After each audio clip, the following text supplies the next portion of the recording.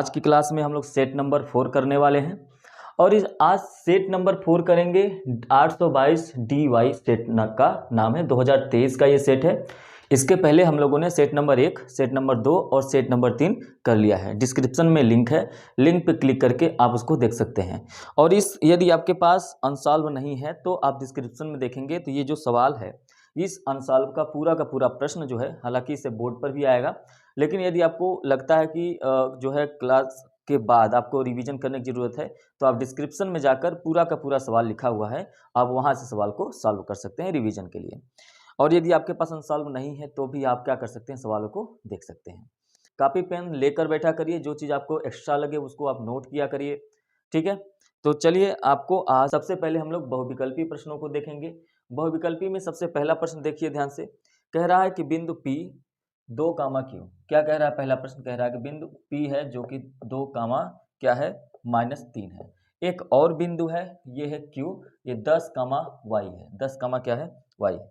कह रहा है कि इनके बीच की जो दूरी है वो 10 इकाई है, 10 मात्रक है। इनकी जो दूरी है, इनके जो बीच की दूरी है वो 10 इकाई है। कितना है भाई? 10 इकाई है। तो आपको ये y का मान बताना है। तो ध्यान से देखिए, आपको फॉर्मूला तो याद ही होगा कि दूरी बराबर क्या होता है। दूरी बराबर होता है अंडर रूट में x2 माइनस x1 का whole square plus y2 minus y1 का होल स्क्वायर। ये होता है दूरी का फॉर्मूला। अच्छा, यहाँ पर ये x1 है, ये y1 है, ये x2 है, ये y2 है ना। जब आप परीक्षा में सॉल्व करेंगे तो आपको ये सब लिखने की जरूरत नहीं है, ये आपके पेपर में लिखा होगा, आपको बस ये फार्मूला लिखना है। ये दूरी कितना दी गई है? 10, तो यहाँ पर लिख लेंगे 10। ये कितना दिया हुआ है? 10 दिया हुआ है, तो आपने इसको 10 लिखा बराबर अंडर रूट में x2 क्या है? 10 है, x2 10 है, माइनस x1 क्या है? 2 है, 2 का होल स्क्वायर प्लस y2 का मान कितना दिया है? y है, और y1 का मान कितना है? -3 है। तो यहाँ पे -3 का ब्रैकेट करके होल स्क्वायर कर देंगे, तो ये बन गया आपका पूरा फार्मूला। अच्छा, इस अंडर रूट को इस तरफ कर दें, मतलब कुल मिला के ऐसा समझिए कि दोनों पक्षों का स्क्वायर कर दे। तो ये दोनों पक्षों का स्क्वायर करेंगे तो ये 10 का स्क्वायर हो जाएगा बराबर, ये 10 में से 2 गया, 8 का स्क्वायर हो जाएगा, प्लस ये y प्लस 3 का होल स्क्वायर बन जाएगा। और ये अंडर रूट जो है ऐसे बनेगा, दोनों पक्षों का मैंने होल स्क्वायर कर दिया। अब स्क्वायर करने पर ये बन गया आपको 100 बराबर, ये 64 हो गया, और ये अंडर रूट हट जाएगा, प्लस a प्लस बी का होल स्क्वायर लगा देंगे तो a square plus B square plus 2ab, ये बन गया। 64 को इस तरफ लेके आएंगे, फिर इसके बाद 9 को इस तरफ लेके आएंगे तो क्या हो जाएगा? 64 और 9 जोड़ देंगे तो कितना हो जाएगा? 64 में 9 जोड़ेंगे तो 73 हो जाएगा, और 100 माइनस फिर क्या करेंगे? 73 कर देंगे बराबर y स्क्वायर प्लस 6y। इस तरीके से बनेगा। तो 100 में से आप 73 घटा देंगे तो कितना आ जाएगा? 100 में से 73 घटाएंगे तो 7 है ना, 80 हो गया, तो 27 बचेगा, y स्क्वायर बराबर y स्क्वायर प्लस 6y। इस 27 को उस तरफ लेके जाइए, यहाँ पर 0 बच गया, और 27 इधर आएगा तो माइनस में हो जाएगा। अब मैंने आपको बताया कि यहाँ से y का मान कैसे निकालेंगे। ये बन गया आपका द्विघात समीकरण, और द्विघात समीकरण में मैंने आपको बताया है कि डायरेक्ट आंसर कैसे निकाला जाता है। तो आपको ऐसा 2 गुणनखंड लेना है कि गुणा करने पर 27 आए। गुणा करने पर क्या है? 27। तो 9 और 3 लेते हैं। क्यों 9 और 3 लेंगे? क्योंकि 9 में से जब आप 3 घटाएंगे तो क्या बचेगा? 6। अब क्या ये यही हमारा जो है शून्यक बनेगा? क्या यही आंसर होगा? नहीं। यहाँ पर यदि माइनस लगा हुआ तो इन माइनस में यदि माइनस लगा हुआ तो जो सबसे बड़ा अंक होगा उसके पहले क्या लगाना है? माइनस। अगर प्लस होता तो कुछ नहीं करते, दोनों पर प्लस ही होता। अब इसके बाद दूसरा यहाँ पे सिंबल देखना, यदि यहाँ पे माइनस होता तो इन दोनों में माइनस का गुणा होता, प्लस है तो दोनों में प्लस का ही गुणा होगा। अच्छा, प्लस का गुणा होगा तो प्लस माइनस माइनस, फिर प्लस का इसमें गुणा होगा तो प्लस में प्लस। इसका मतलब एक तो बनेगा -9 और एक बनेगा 3, यही आपका आंसर होगा। और ऑप्शन नंबर ये है आपके बी में। तो पहले का जो ऑप्शन सही है वो क्या है? बी बिल्कुल सही आंसर है। तो जब आप परीक्षा में सॉल्व करेंगे तो ये सब लिखना नहीं होता, ये सब आपको समझाने के लिए है। आप डायरेक्ट इन मानों को ये बस फार्मूला रखेंगे, इसको इस तरफ करेंगे 100 हो जाएगा, ये 8 का 64 हो जाएगा, डायरेक्ट ये वाला यहाँ से ये वाला डायरेक्ट लाइन निकालेंगे जोड़ने के लिए। तो ये वाला निकालने के बाद आप इसको घटाएंगे और डायरेक्ट ये -9 और 3 कर देंगे, आ जाएगा। अच्छा, ये आएगा कैसे? ये 2-4 बार अभ्यास करेंगे तो आपको आने लगेगा। ये भी मैंने आपको पिछले कई सेटों में बता दिया है कि किस तरीके से ये ट्रिक निकाला जाता है। ठीक है, चलिए क्वेश्चन नंबर 2 जो है वो आपके सिलेबस से हट गया है। क्वेश्चन नंबर 3 पर चलते हैं। क्वेश्चन नंबर 3, चलिए क्वेश्चन नंबर 3 देखिए क्या कह रहा है। कह रहा है कि यदि 26 156 का जो लस है वो 156 है, मतलब आपको पहले से ही पता है कि पहली संख्या गुणे दूसरी संख्या बराबर होती है लस गुणे मस। लस गुणे क्या होता है, मस।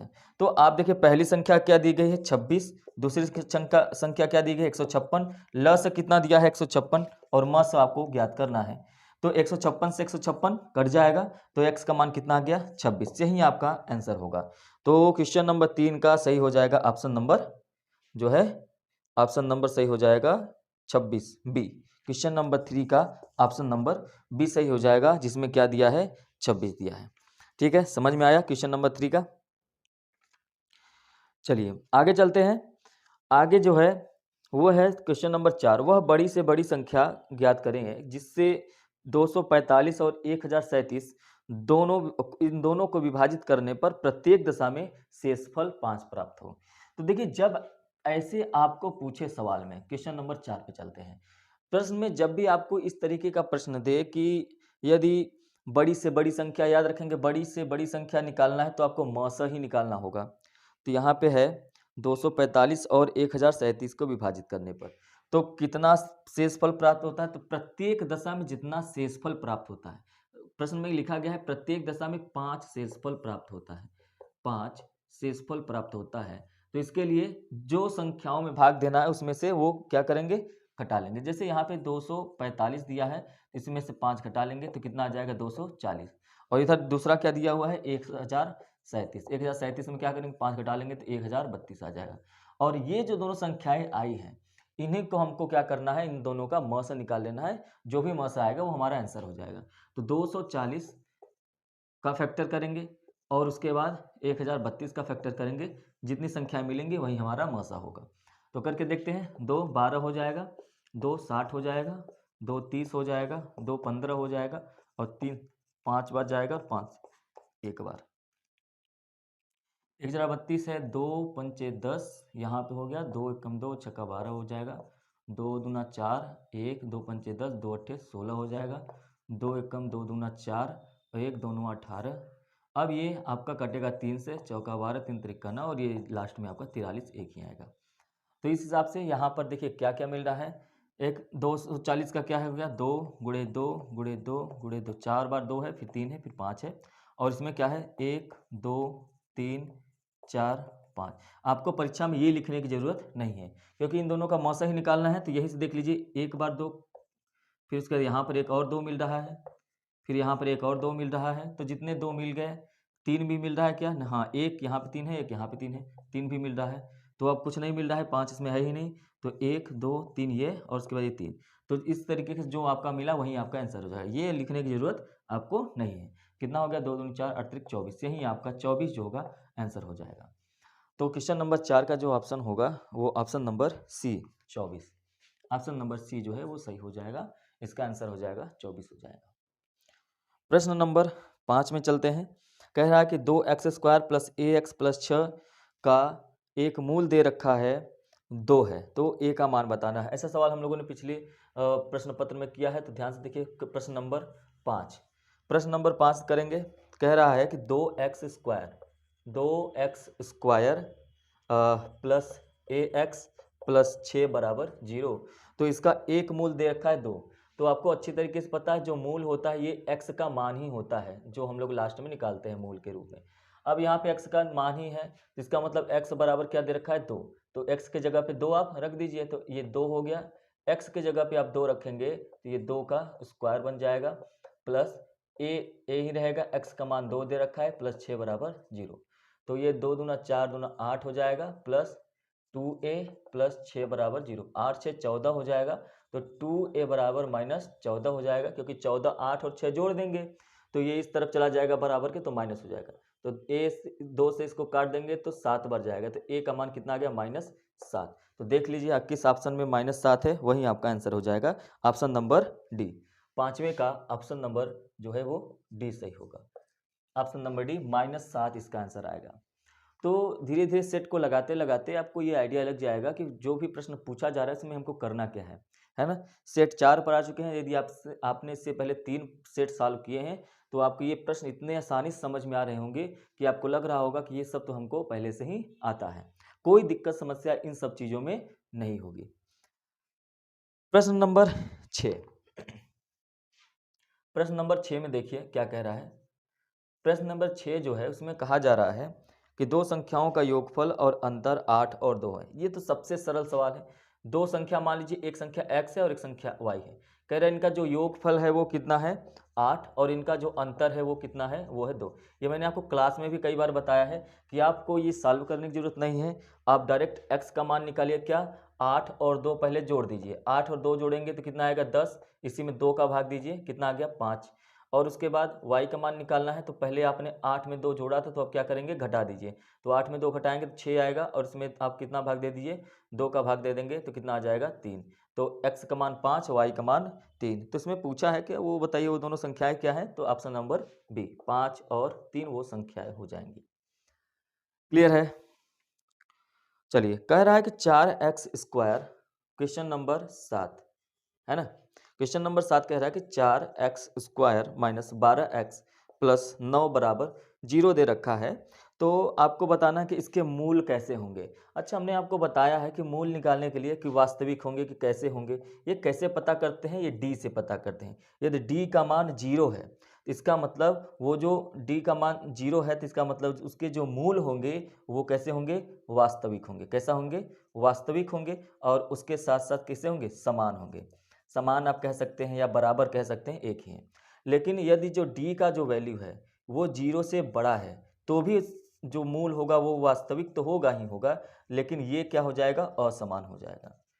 ठीक। और तीसरा मैंने आपको बताया यदि d का जो वैल्यू है वो 0 से छोटा हो गया, मतलब ये माइनस में चला गया, तो वो वास्तविक नहीं होगी बल्कि क्या हो जाएगी, अवास्तविक हो जाएगा, है ना, अवास्तविक हो जाएगा। और उसके साथ साथ ये जो है असमान तो रहेगा ही, है ना। अब ये असमान समान का मतलब जब 0 के बराबर है तो समान है, बराबर नहीं है तो असमान है। वास्तविक तब है जब तक माइनस नहीं लगता, माइनस लग गया तो ये अवास्तविक हो गया। तो यहाँ पर देखिए, अब आपको ये भी पता है कि d इस बराबर होता है b² माइनस 4ac। तो ये ax² plus bx plus c इसका मान दिया है। तो a का मान कितना है 4, a बराबर 4, b का मान कितना है -12, b बराबर -12। ठीक। और c का मान कितना है 9, c बराबर है 9। इसको करेंगे सॉल्व, इसको यहाँ पे सॉल्व करते हैं। देखिए तो d बराबर क्या हो जाएगा, कितना आ रहा है b² मतलब -12 का स्क्वायर, b² माइनस 4ac में रखना है हमको। ठीक है, तो -4 गुणे a का मान कितना है 4 ही है, c का मान कितना है 9 है, तो रख देंगे। तो ये कि 12 का स्क्वायर करेंगे 144 आएगा, माइनस 9 चौका 36 और 144 से भी आएगा, तो कितना आ गया 0। देखिए d बराबर क्या आ गया 0, मतलब वो वास्तविक होगा और समान होगा। तो देख लीजिए ऑप्शन में कौन मिल रहा है, वास्तविक और बराबर, ऑप्शन नंबर सी। सातवें का ऑप्शन नंबर कौन सही हो जाएगा, सी। ठीक है, तो उम्मीद है कि ये सब चीज़ें आपको अच्छे से समझ में आ रही होंगी। प्रश्न नंबर 9 में क्या कहा है, ध्यान से देखिए। कह रहा है कि एक समीकरण है 3x² माइनस 2x प्लस 1/3 बराबर 0। कह रहा है कि इसका विविक्तकर ज्ञात कीजिए। विविक्तकर का मतलब होता है d, और d बराबर अभी मैंने जस्ट बताया b² माइनस 4ac। यही आपको ज्ञात करना है, d का मान ज्ञात करना है। तो यदि d का मान ज्ञात करना है तो आपको पता है कि ax² plus bx plus c होता है बराबर 0। तो यहाँ से a का मान देखेंगे, इसको मैं मिटा के फिर से लिख दूंगा। a का मान क्या हो जाएगा 3, ये देखिए a का मान 3 हो गया। इसी तरीके से b का मान क्या हो जाएगा -2 हो जाएगा, और c का मान क्या हो जाएगा 1/3। तो आपको पता है कि d बराबर होता है b² माइनस 4ac। तो b का मान कितना है -2 का स्क्वायर माइनस 4, a का मान कितना है 3 और c का मान कितना है 1/3। इस पे रख देंगे, और जब आप इस पे रख देंगे तो इससे ये कट जाएगा और -2 का स्क्वायर 4 हो जाएगा -4। तो d बराबर क्या आ गया 0। यही आपका आंसर होगा कि d का जो आंसर आएगा वो कितना हो जाएगा 0। Option number D, option number D जो है वो उसका आंसर हो जाएगा। ठीक है, तो डी को ही विविक्तिकर कहते हैं। डी बराबर आपको याद रखना है, ऐसे ऑप्शन में एक दो सवाल हमेशा आते रहते हैं। प्रश्न नंबर 10 में चलते हैं। प्रश्न नंबर 10 को ध्यान से देखिए। प्रश्न नंबर 10 जो कह रहा है कि चित्र में दिए गए त्रिभुज एबीसी के आधार का बीसी ये दिया है, डी खींचा गया है। यदि डीबी 7.2, एई 1.8, ईई 5.4 सेंटीमीटर है तो ए डी का मान पूछा है। तो मतलब प्रश्न नंबर 10 में एक चित्र बनाया गया है, इस तरीके से त्रिभुज बनाया गया है। इसमें ये ए है, ये बी है, ये सी है, यहाँ से लाइन खींची गई है जो डी और ई है। इसमें सबका वैल्यू दिया गया है। कहा जा रहा है कि यदि डी बी 7.2, डी बी यहाँ से यहाँ तक का मान 7.2 है। फिर कह रहा है कि ए ई 1.8, यहाँ से यहाँ तक का जो मान है वो 1.8 है। फिर कह रहा है कि ई सी 5.4, ई से लेकर सी तक 5.4 है। फिर कहा जा रहा है कि ए और डी का मान, ये इसका मान ज्ञात करना है, इसको हम लोग एक्स मान लेते हैं। तो आप समरूपता का नियम लगा देंगे कि ए डी बटे में डी बी, ए डी बटे में डी बी बराबर होता है ए ई बटे में ई सी। तो ए डी का मान ही निकालना है, तो ए डी को रहने देते हैं या एक्स लिख लेते हैं। डी बी का मान कितना दिया है 7.2 बराबर ए ई का मान कितना दिया है 1.8 बटे में ई सी का मान कितना दिया है 5.4। ठीक है, तो अब आप इतना कर देंगे तो एक्स का बस वैल्यू आपको निकालना है। तो यहाँ देखिए ये दशमलव से ये दशमलव कट गया, तो ये क्या हो गया 18। 18 से 54 कितनी बार कटेगा 3 बार, 3 बार का 18 54 होता है। अब ये x बराबर क्या हो जाएगा 7.2, यहाँ चला आएगा, तिर्यक गुणा कर देंगे तो बटे में 3। तो ये दशमलव जब आप हटा देंगे तो नीचे 0 हो जाएगा। और अब इसको आप काट दीजिए, 3 से काटिए, 3 एक कम 3 होता है और 3 से इसको काटेंगे, 3 दूना 6, 3 चौका 12। अच्छा x का मान कितना आएगा, देखिए नीचे एक 0 है तो एक स्थान पे दशमलव लगा देंगे, 2.4 सेंटीमीटर इसका आंसर आ जाएगा, 2.4 सेंटीमीटर। ठीक है, तो ये आपका आया option number C. Option number C जो है 10वें का वो बिल्कुल सही आंसर हो जाएगा।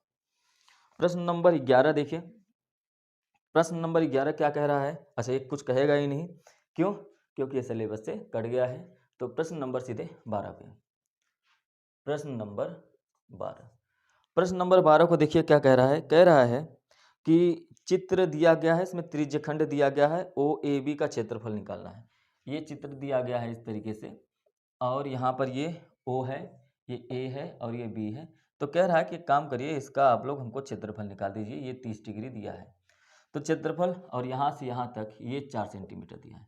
त्रिज्यखंड का क्षेत्रफल आपको याद है, त्रिज्यखंड का क्षेत्रफल बराबर क्या होता है, थीटा बटे में 360 गुणे पाई आर स्क्वायर। थीटा का मान यही 30 अंश है, 30 अंश रख देंगे, बटे में 360 कर देंगे, गुणे पाई का मान 22/7 रख देंगे। एक बार चेक कर लेंगे कहीं पाई में तो आंसर नहीं दिया है, बिल्कुल नहीं दिया है। आर का मान 4 दिया है तो 4 गुणे 4 कर लेंगे, 4 आर का स्क्वायर मतलब 4 गुणे 4। तो इसको काट देंगे, 0 से 0 कट जाएगा, 3 से काटेंगे 1 12 बार जाएगा, और 4 से काटेंगे तो फिर 3 बार जाएगा। ठीक है, अब कुछ कटेगा नहीं तो बराबर कितना आ जाएगा, 22 में 4 का गुणा कर दीजिए, 88 आ जाएगा, है ना। 88 बटे में 7 त्रिक 21। अब देखिए आप इसको जब भाग देंगे तो आपके ऑप्शन में सभी लगभग एक कोई 4 दिया है, 4.19 4.991 सेंटीमीटर, एक 5 दिया है। तो आप क्या काम करिए, इसको जब पहले काटेंगे तो 21 से 4 बार जाएगा, पक्का जाएगा, 21 चौका क्या हो जाएगा 84 हो जाएगा। बचा कितना, फिर उसके बाद एक बार जाएगा और फिर 21 9, ठीक है 9 बार जाएगा। तो इसको जब आप डिवाइड करेंगे तो 4.19 सेंटीमीटर स्क्वायर इसका क्षेत्रफल आएगा। आपको पता ही है कि जब क्षेत्रफल होता है सेंटीमीटर स्क्वायर लगाना है, वैसे इतना करने की जरूरत नहीं है। 4.1 आया तो आप ऑप्शन में देखिए 4.1 सिर्फ और सिर्फ एक ही ऑप्शन में है, ऑप्शन नंबर बी। तो 12 का ऑप्शन नंबर बी बिल्कुल सही हो जाएगा। ठीक है, प्रश्न नंबर 13, प्रश्न नंबर 13 कह रहा है कि 2 tan स्क्वायर 45 अंश प्लस कॉस स्क्वायर 30 अंश माइनस साइन स्क्वायर 60 अंश, इसका मान आप हमको बताइए कि कितना होगा। ठीक है, तो tan 45 अंश का मान 1 होता है, तो 1 का स्क्वायर कर देंगे तो 1 ही आएगा, और 2 गुणे में है तो ये आपका 1 ही रह जाएगा, प्लस कास 30 अंश का मान कितना होता है, √3/2 का होल स्क्वायर हो जाएगा, माइनस साइन स्क्वायर 60 अंश है, साइन 60 अंश का मान भी कितना होता है, √3/2 का होल स्क्वायर। यही इसको आप जल्दी से सॉल्व कर लीजिए, ये 2 हो गया, प्लस ये 3/4 हो जाएगा, माइनस 3/4 हो जाएगा, 3/4 कट जाएगा, बचा कितना 2, और यही आपका आंसर हो जाएगा। और ये ऑप्शन नंबर कहाँ है, ऑप्शन नंबर है सी में, 13 का ऑप्शन नंबर सी, 2 आंसर आएगा। ठीक है, समझ में आएगा। बस मैंने सबका वैल्यू रख के इसको सॉल्व कर दिया है। ये भी 3/4 हो गया, ये भी 3/4, 3/4 से 3/4 प्लस माइनस में है इसलिए कट गया, बचा 2 और यहीं 2 ऑप्शन नंबर सी में है, आंसर हो जाएगा। प्रश्न नंबर 14 में चलते हैं। प्रश्न नंबर 14, अच्छा कट गया है तो सीधे 15 पे आते हैं। प्रश्न नंबर 15 कह रहा है कि यदि किसी त्रिभुज में, अच्छा एक त्रिभुज बना लीजिए, कोई भी त्रिभुज बना लीजिए। तो हमने लोगों ने त्रिभुज बनाया, लेकिन कह रहा है कि जो कोण सी है वो 90 अंश है, इसका मतलब ये सम कोण है, राइट एंगल है। यदि ये सी है तो इसको आप चाहे तो ए मान लीजिए, इसको भी आप इसको भी ए और इसको भी बी मान सकते हैं, कोई दिक्कत नहीं। कह रहा है कि tan ए बराबर 1/√3, मतलब ये जो ए वाला एंगल दिया है यही ए है, इसको हम लोग पता कर सकते हैं। ये तो पता पहले से ही है कि 90 अंश है, ये भी पता कर सकते हैं। कैसे कि tan एक कितने अंश का मान 1/√3 होता है, तो आप कहेंगे कि tan 30 अंश का जो मान होता है वो 1/√3 होता है। तो tan से tan आप क्या करेंगे, कंपेरिजन करेंगे तो a बराबर 30 डिग्री। अच्छा a बराबर 30 डिग्री, तो त्रिभुज के तीनों कोणों का मान कितना होता है 180, तो 90 ये हो गया, 30 ये हो गया, तो ये कितना हो जाएगा अपने आप 60 हो जाएगा। ठीक है, यदि ये 60 हो गया तो आपको बताना है कि sine A plus cos B, sine A into cos B plus cos A into sine B, इसका मान बताना है। अब आप देखिए ए का भी मान पता है 30 डिग्री, बी का मान 60 डिग्री और सी का मान 90 डिग्री। तो यहाँ पे कहीं पर भी सी का मान तो निकालना नहीं है, बस 30 और 60 पता चल गया। 30 और 60 मान रखिए और तुरंत का तुरंत आंसर। या तो ये जो एक फार्मूला होता है जो साइन ए प्लस बी के बराबर होता है, साइन ए प्लस बी का मान यही होता है ना। तो ए और बी दोनों जोड़ेंगे तो कितना आ जाएगा 60 और 30, कितना आ जाएगा 90 आ जाएगा। तो साइन 90 अंश का मान कितना होता है, साइन 90 अंश का मान होता है, साइन 90 अंश का मान होता है 1, और यही आपका आंसर हो जाएगा option number C, option number C, है ना। या तो आप डायरेक्ट ए और बी का मान यहाँ पे रख के गुणा भाग कर लीजिए तो भी आपका आंसर एक ही आएगा। ठीक है, तो अब इसके बाद यदि इसका आंसर एक आया तो या तो फिर साइन ए प्लस बी रख लीजिए और साइन 60 30 हो जाएगा और ये साइन 90 अंश का मान 1 हो जाएगा। साइन ए कॉस बी और कॉस ए साइन बी, ये हो गया क्वेश्चन नंबर 15। आइए क्वेश्चन नंबर 16 पे चलते हैं, इसको ध्यान से देखिए। प्रश्न नंबर 16 क्या कह रहा है भाई, आपको क्या निकालना है, बारंबारता दिया है, वर्ग अंतराल, माध्य। पहले तो आपको ये पता होना चाहिए, याद होना चाहिए बिल्कुल कि माध्य बराबर सिग्मा और एफ आई एक्स आई बटे में सिग्मा एफ आई, यही होता है फॉर्मूला, है ना। एफ आई यहाँ पर कुछ नहीं लगा, मतलब एफ आई इंटू एक्स आई है। अब यहाँ पर क्या करना है कि आपको माध्य निकले, तो आपको 0 से 10 दिया है और 10 से 20, 20 से 30, 30 से 40 दिया है और 40 से 50, और इन सब का जो बारंबारता दिया है एफ आई जो दिया है वो कितना दिया है 3 6 8 5 3, 3 6 8 5 और 3, ये एफ आई दिया है। तो हमको एक्स आई निकालना होता है, और एक्स आई हम कैसे निकालते हैं, 10 और 0 जोड़ेंगे, जितना भी आएगा 2 से भाग देंगे, 10 और 0 जोड़ेंगे 10 आएगा, 2 का भाग दे देंगे 5। उसी तरीके से 20 और 10 जोड़ेंगे तो 30 आएगा, 30 में 2 का भाग दे देंगे तो 15। अब इसके बाद अब हर बार भाग देने की जरूरत नहीं है, अब देखिए सब में 10 10 का डिफरेंस है, इसका मतलब 10 10 आप बढ़ाते आइए। 15 के बाद 10 करेंगे तो 25 आएगा, और 10 करेंगे तो 35 आएगा, अब 45 आएगा। तो ये आपका एक्स आई हो गया। तो ये सिग्मा का मतलब होता है कि जितने भी एक्स आई हैं सबको आपको जोड़ना है। तो सिग्मा एफ आई एक्स आई है, मतलब एफ आई इंटू एक्स आई, मतलब यहाँ पर हम लोगों को पहले F I into X I निकालना पड़ेगा। तो एफ आई का मान ये है, एक्स आई का मान ये है, बीच में इंटू लगा है मतलब यहाँ पे गुणा कर देंगे। तो 5 में 3 का गुणा करेंगे तो कितना आएगा 15, 15 में 6 का गुणा करेंगे 90 आ जाएगा, 25 में 8 का गुणा करेंगे 200 आ जाएगा, 35 में 5 का गुणा करेंगे तो 5 5 25, 5 तिया 15 17, 175 आएगा। 45 में 3 का गुणा करेंगे तो कितना आएगा 5 तिया 15 और 3 चौका 12, 135 आएगा। अब आप इसको जोड़िए, तो ये टोटल जोड़ेंगे, ये टोटल जोड़ेंगे, sigma F I X Y जब जोड़ेंगे तो कितना आएगा, और उसके बाद यहाँ पर ये सिग्मा एफ आई जोड़ेंगे तो कितना आएगा, ये आ जाएगा आपका 8 6 14 3 17 3 20 5 25, है ना। और ये कितना आ जाएगा, इसको भी जोड़ेंगे तो 75 5 80, 80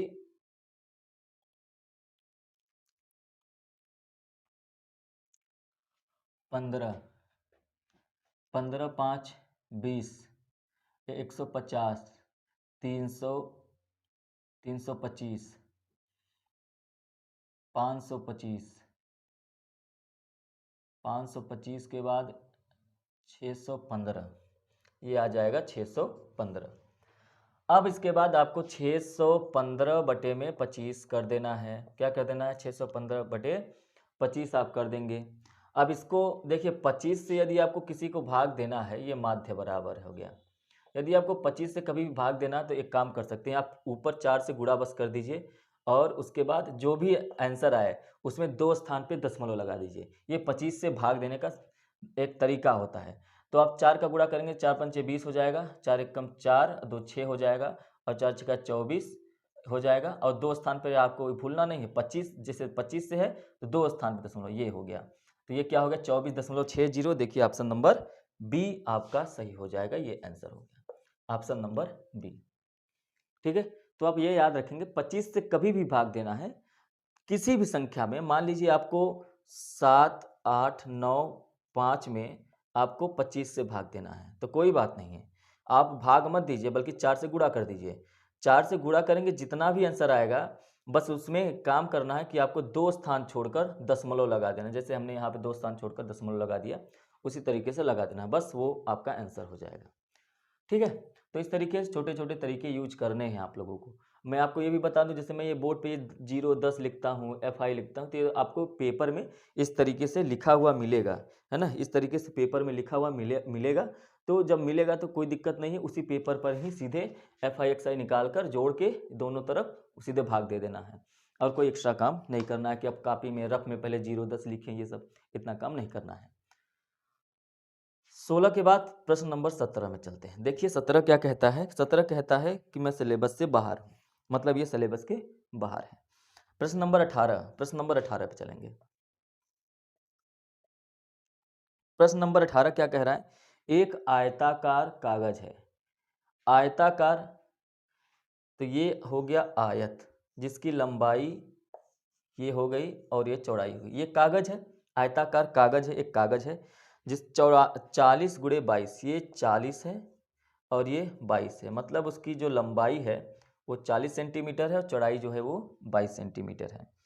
इसको मोड़कर एक खोखले बेलन के आकार का बनाया जाता है। अब एक कल्पना करिए, मान लीजिए एक आपके पास कागज है और उस कागज को आप जोड़ते हैं। इसको यदि आप ऐसे घुमाते हैं, इसको आप ऐसे फोल्ड करके घुमाते हैं इस तरीके से, तो आप देखेंगे तो ऊंचाई क्या कह रहा है कि 40 मीटर। मतलब इसको आप ये वाला जो कागज है आप इस तरीके से देखिए, है ना, ये इस तरीके से कागज है और ये जो है ये 40 है जो इसकी लंबाई है और ये चौड़ाई जो है इसकी 20 सेंटीमीटर है। अब कहा जा रहा है कि कागज को ऐसे फोल्ड करिए। मैं आपको एक एग्जाम्पल तरीके से बताता हूँ। जैसे देखिए ये एक कागज है। अगर ये कागज है तो ऐसे पे देखेंगे तो ये हो गया आपका 40 और ये हो गया आपका 22। लेकिन इसी को हम लोग ऐसे रख देते हैं इस तरीके से, तो ये हो गया, ये 20 था, सॉरी ये 22 है, ये कितना है 22, ये 22 है और ये कितना है, ये 40 है। तो इसी को कह रहा है कि जो 40 है ना, इसी के हिसाब से आप 40 की तरफ उसकी ऊंचाई होनी चाहिए। तो इसको ऐसे मोड़ दिया गया। अब आप अपने से बताएंगे कि इसकी ऊंचाई कौन, ऐसे मोड़ेंगे तो आप देखेंगे ये जो ऊंचाई बनेगी, ये जो बेलन का ऊंचाई बनेगा, ये कौन सा बन जाएगा, ये 22 वाला बन जाएगा। इसलिए इस पेपर को आपको इस तरीके से मोड़ना है। ये देखिए इस पेपर को आपको इस तरीके से मोड़ना है। अब इस पेपर को आपने इस तरीके से मोड़ा तो आप एक बात बताइए, जब आप मोड़ रहे हैं तो प्रश्न में क्या कह रहा है? प्रश्न में कह रहा है कि इसकी ऊंचाई तो आपको पता ही हो गई, तो इसके खोखले बेलन के आकार में बनाया जाता है, तो इसकी त्रिज्या क्या होगी? चलिए, यदि ये खोखला बेलन हो गया तो आप देख रहे हैं तो ये क्या है? ये बेलन है जिसका वक्र पृष्ठ आपको निकालना पड़ेगा, क्योंकि जब ये कागज था तो ऐसे था, लेकिन जब इसको हम बेलन के रूप में बना दे रहे हैं तो ये वक्र पृष्ठ हो गया। अब यहाँ ऊपर तो इस तरफ, यहाँ इस एरिया में कोई कागज नहीं है और इस एरिया में भी कोई कागज नहीं है कि संपूर्ण पृष्ठ निकालें, और जब ऊपर और नीचे का एरिया नहीं जोड़ते हैं तो वक्र पृष्ठ होता है। तो हम लोग इसका क्या निकालेंगे? वक्र पृष्ठ। तो कागज की पहले जो क्षेत्रफल थी वो कितनी थी? लंबाई गुणे चौड़ाई, यही कागज है, यही क्षेत्रफल है, तो इसकी जो भी लंबाई रही होगी, लंबाई कितनी है? 40 है, तो ये हो गया 40 और गुणे चौड़ाई, ये हो गया लंबाई गुणे चौड़ाई, तो ये चौड़ाई हो गया, चौड़ाई कितना है 22। अच्छा, ये जब लंबाई गुणे चौड़ाई आपने किया तो ये कागज का पूरा क्षेत्रफल, इस कागज का पूरा क्षेत्रफल। अब इसी कागज से हमने मोड़ कर एक बना दिया, क्या मोड़ कर एक वो बना दिया बेलन। जब ये बेलन बन गया तो भी इस कागज का क्या, कागज कम हो गया क्या, नहीं, कागज उतना ही है। इसका मतलब कागज जितना है उतना वक्र पृष्ठ। संपूर्ण पृष्ठ क्यों नहीं निकालना है, क्योंकि ऊपर यहाँ पे देखिए कागज नहीं है, पूरा खाली है और खोखला बेलन है, तो इसलिए संपूर्ण पृष्ठ आप नहीं निकाल सकते। तो आप इस कागज का जो भी संपूर्ण पृष्ठ निकालेंगे, जो भी संपूर्ण पृष्ठ निकालेंगे तो क्या हो जाएगा, बराबर हो जाएगा इस कागज के क्षेत्रफल से। तो जब आपने इस कागज को मोड़ा था तो आप देखेंगे इस तरीके से बेलन के आकार का बनाया था आपने, है ना। तो यहाँ पर ये जो कह रहा है कि जिसकी जो ऊंचाई है h बराबर 40 होनी चाहिए और त्रिज्या हमको नहीं पता है, तो यही पूछ रहा है। तो बेलन का वक्र पृष्ठ कितना होता है, 2πr h, 2πr h होता है। तो अब देखिए इसको सॉल्व करेंगे, 40 गुणे 22 बराबर 2 गुणे 22/7, पाई का मान रख देंगे, आर हमको पता ही नहीं है और h बराबर क्या है 40 है। तो 22 से 22 कट जाएगा और 40 से 40 कट जाएगा। अब देखिए जब आप ये 2 है और ये 7 है, 7 उधर जाएगा तो ऊपर हो जाएगा और ये 2 नीचे आ जाएगा। r बराबर 7/2, 7/2 का मतलब 3.5 सेंटीमीटर। तो त्रिज्या कितनी हो जाएगी, ये जो त्रिज्या है ना ये बनेगी 3.5 सेंटीमीटर का त्रिज्या बनेगा।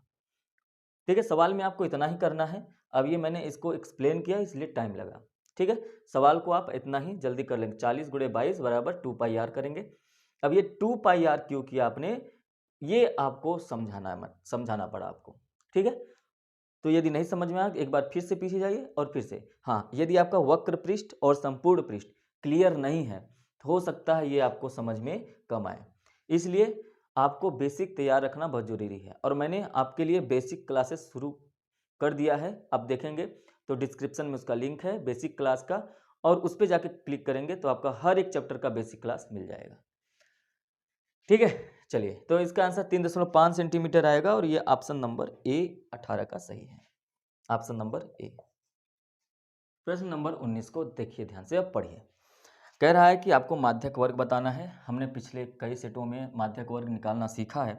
तो वर्ग अंतराल आपका दिया है 0 से लेकर 50 तक, 0 से 10 है, 10 से 20, 20 से 30 है और 30 से 40 और फिर 40 से 50, ये आपका माध्यक वर्ग दिया है।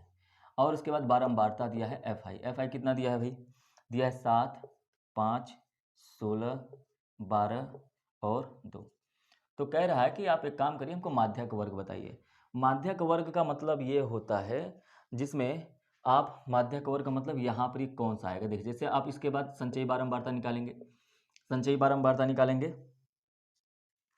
तो पहले 7 लिखेंगे, 7 5, 7 में 5 जोड़ देंगे, जितना आएगा यहाँ पे लिखेंगे 12, 12 में 16 जोड़ देंगे तो कितना आ जाएगा 28, 28 में ये जोड़ देंगे 12 तो 40 आ जाएगा, 40 में 2 जोड़ेंगे तो 42 आ जाएगा। अब आपको माध्यक का फार्मूला याद होना चाहिए। तो माध्यक बराबर, या माध्यिका और माध्यक एक ही होता है, इसके बराबर होता है L प्लस ब्रैकेट में n/2 minus C F upon F बटे में इंटू ब्रैकेट बंद इंटू एच, ये होता है। तो उनको यहाँ पर हमको ना L निकालना है ना H निकालना है, बल्कि ये देखना है कि L का किस में आएगा, जिसमें ये वाला L आएगा वही हमारा आंसर होगा। और इस L को पाने के लिए हम लोगों को पता करना होगा कि ये CF क्या है।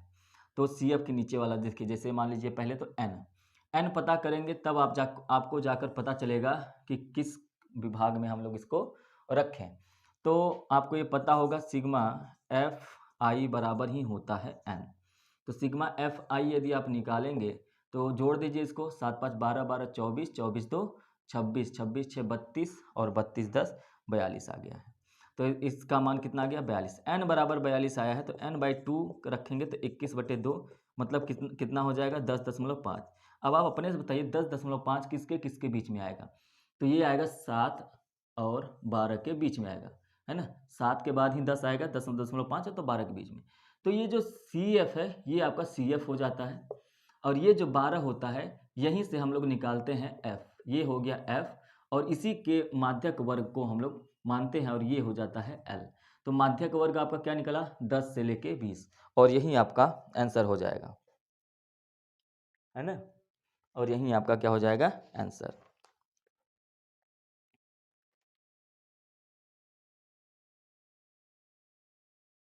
7 5 16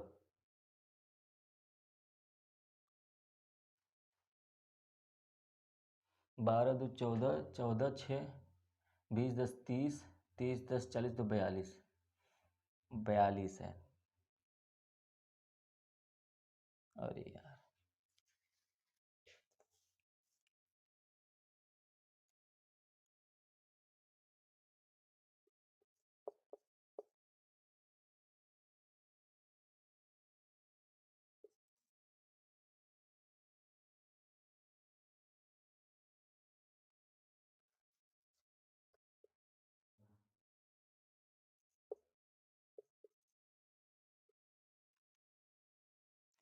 तो n बराबर 42 आ गया।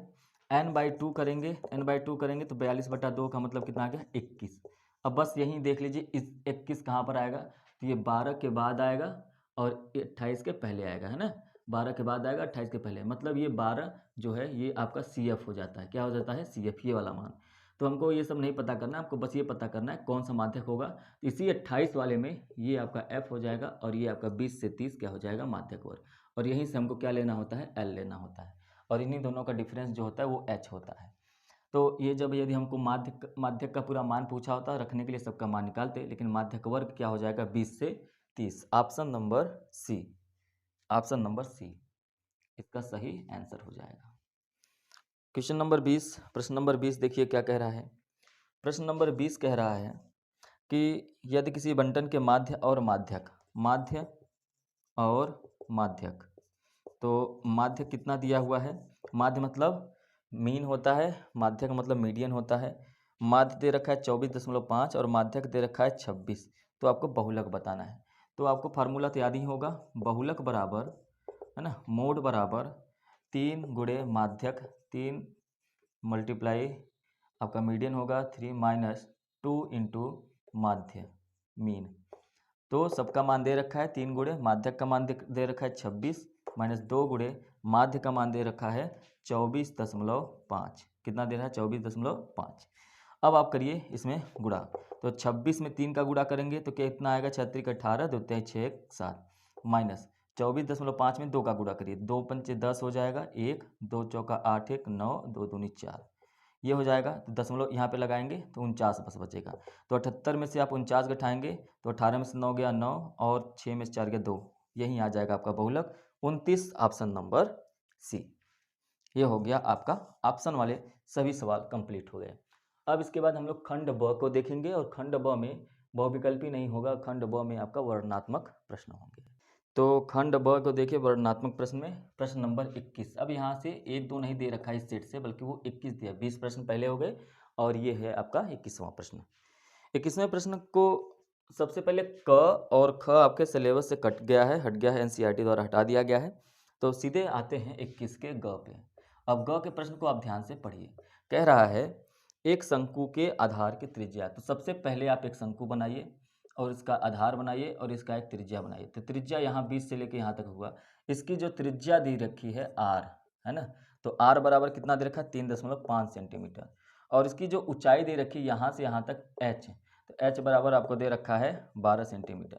तो आपसे कह रहा है कि शंकु की तिर्यक ऊंचाई यहाँ से यहाँ तक ये होता है L, L का मान पूछता है। तो L बराबर क्या होता है, अंडर रूट में H square plus R square. H square और R, H का मान दिया है 12 का स्क्वायर प्लस R का स्क्वायर का मतलब 3.5 का होल स्क्वायर बराबर अंडर रूट में 12 का स्क्वायर हो जाएगा 144 प्लस 3.5, 3 35 का स्क्वायर कितना होता है, मैंने आपको स्क्वायर निकालने का तरीका बताया है। सबसे पहले आप लिखिए 35, सबसे पहले इस संख्या का स्क्वायर करिए, 5 का स्क्वायर 25 होता है ना। कितना हाथ कैरी हुआ है, 2 हाथ में लगा 2। अब देखिए 3 में पहले 5 का गुणा करिए, 5 या 15 और एक्स्ट्रा आपको 2 का गुणा करना है। तो 5 या 15 गुना 30, लेकिन यहाँ पे कैरी 2 लगा था, 30 2 32 का 2 जीरो, 30 2 32 का 2 हाथ में लगा कितना है 3, अब कैरी कितना हो गया 3, फिर 3 का स्क्वायर कर दिए, 3 का 9 10 11 12, इसको जोड़ दीजिए तो 1225 हो गया। अब 3.5 में 2 बार दशमलव, 2 अंक पे दशमलव लगाएंगे तो 12.25 इसका आएगा। अब इसके बाद देखिए अंडर रूट में 144 में ये जोड़ेंगे तो कितना आ जाएगा, 1 5 6.25 और 156.25। 156 जो होता है वो 125 का स्क्वायर होता है और उसके बाद 125 का स्क्वायर होता है। तो 125 लिखेंगे और ये दशमलव लगेगा एक स्थान पे, अंडर रूट से हट जाएगा और L का मान आ जाएगा 12.5 सेंटीमीटर। तो यहाँ पर प्रश्न नंबर 21 के ग का जो आंसर होगा वो हो जाएगा 12.5 सेंटीमीटर। अब आपको पता होगा कि मैंने क्यों कैसे निकाल लिया, क्योंकि हमको इतना तो पता ही है कि 115 625। देखिए अब आप कौन सी संख्या का स्क्वायर करेंगे कि ये 15,000 के करीब है, क्योंकि 15,625 है ना, तो किसका स्क्वायर हो सकता है। अब आप ध्यान से देखिए, यदि आप 100 का स्क्वायर करेंगे ना तो ये 10,000 आएगा। 100 का स्क्वायर कितना आएगा 10,000।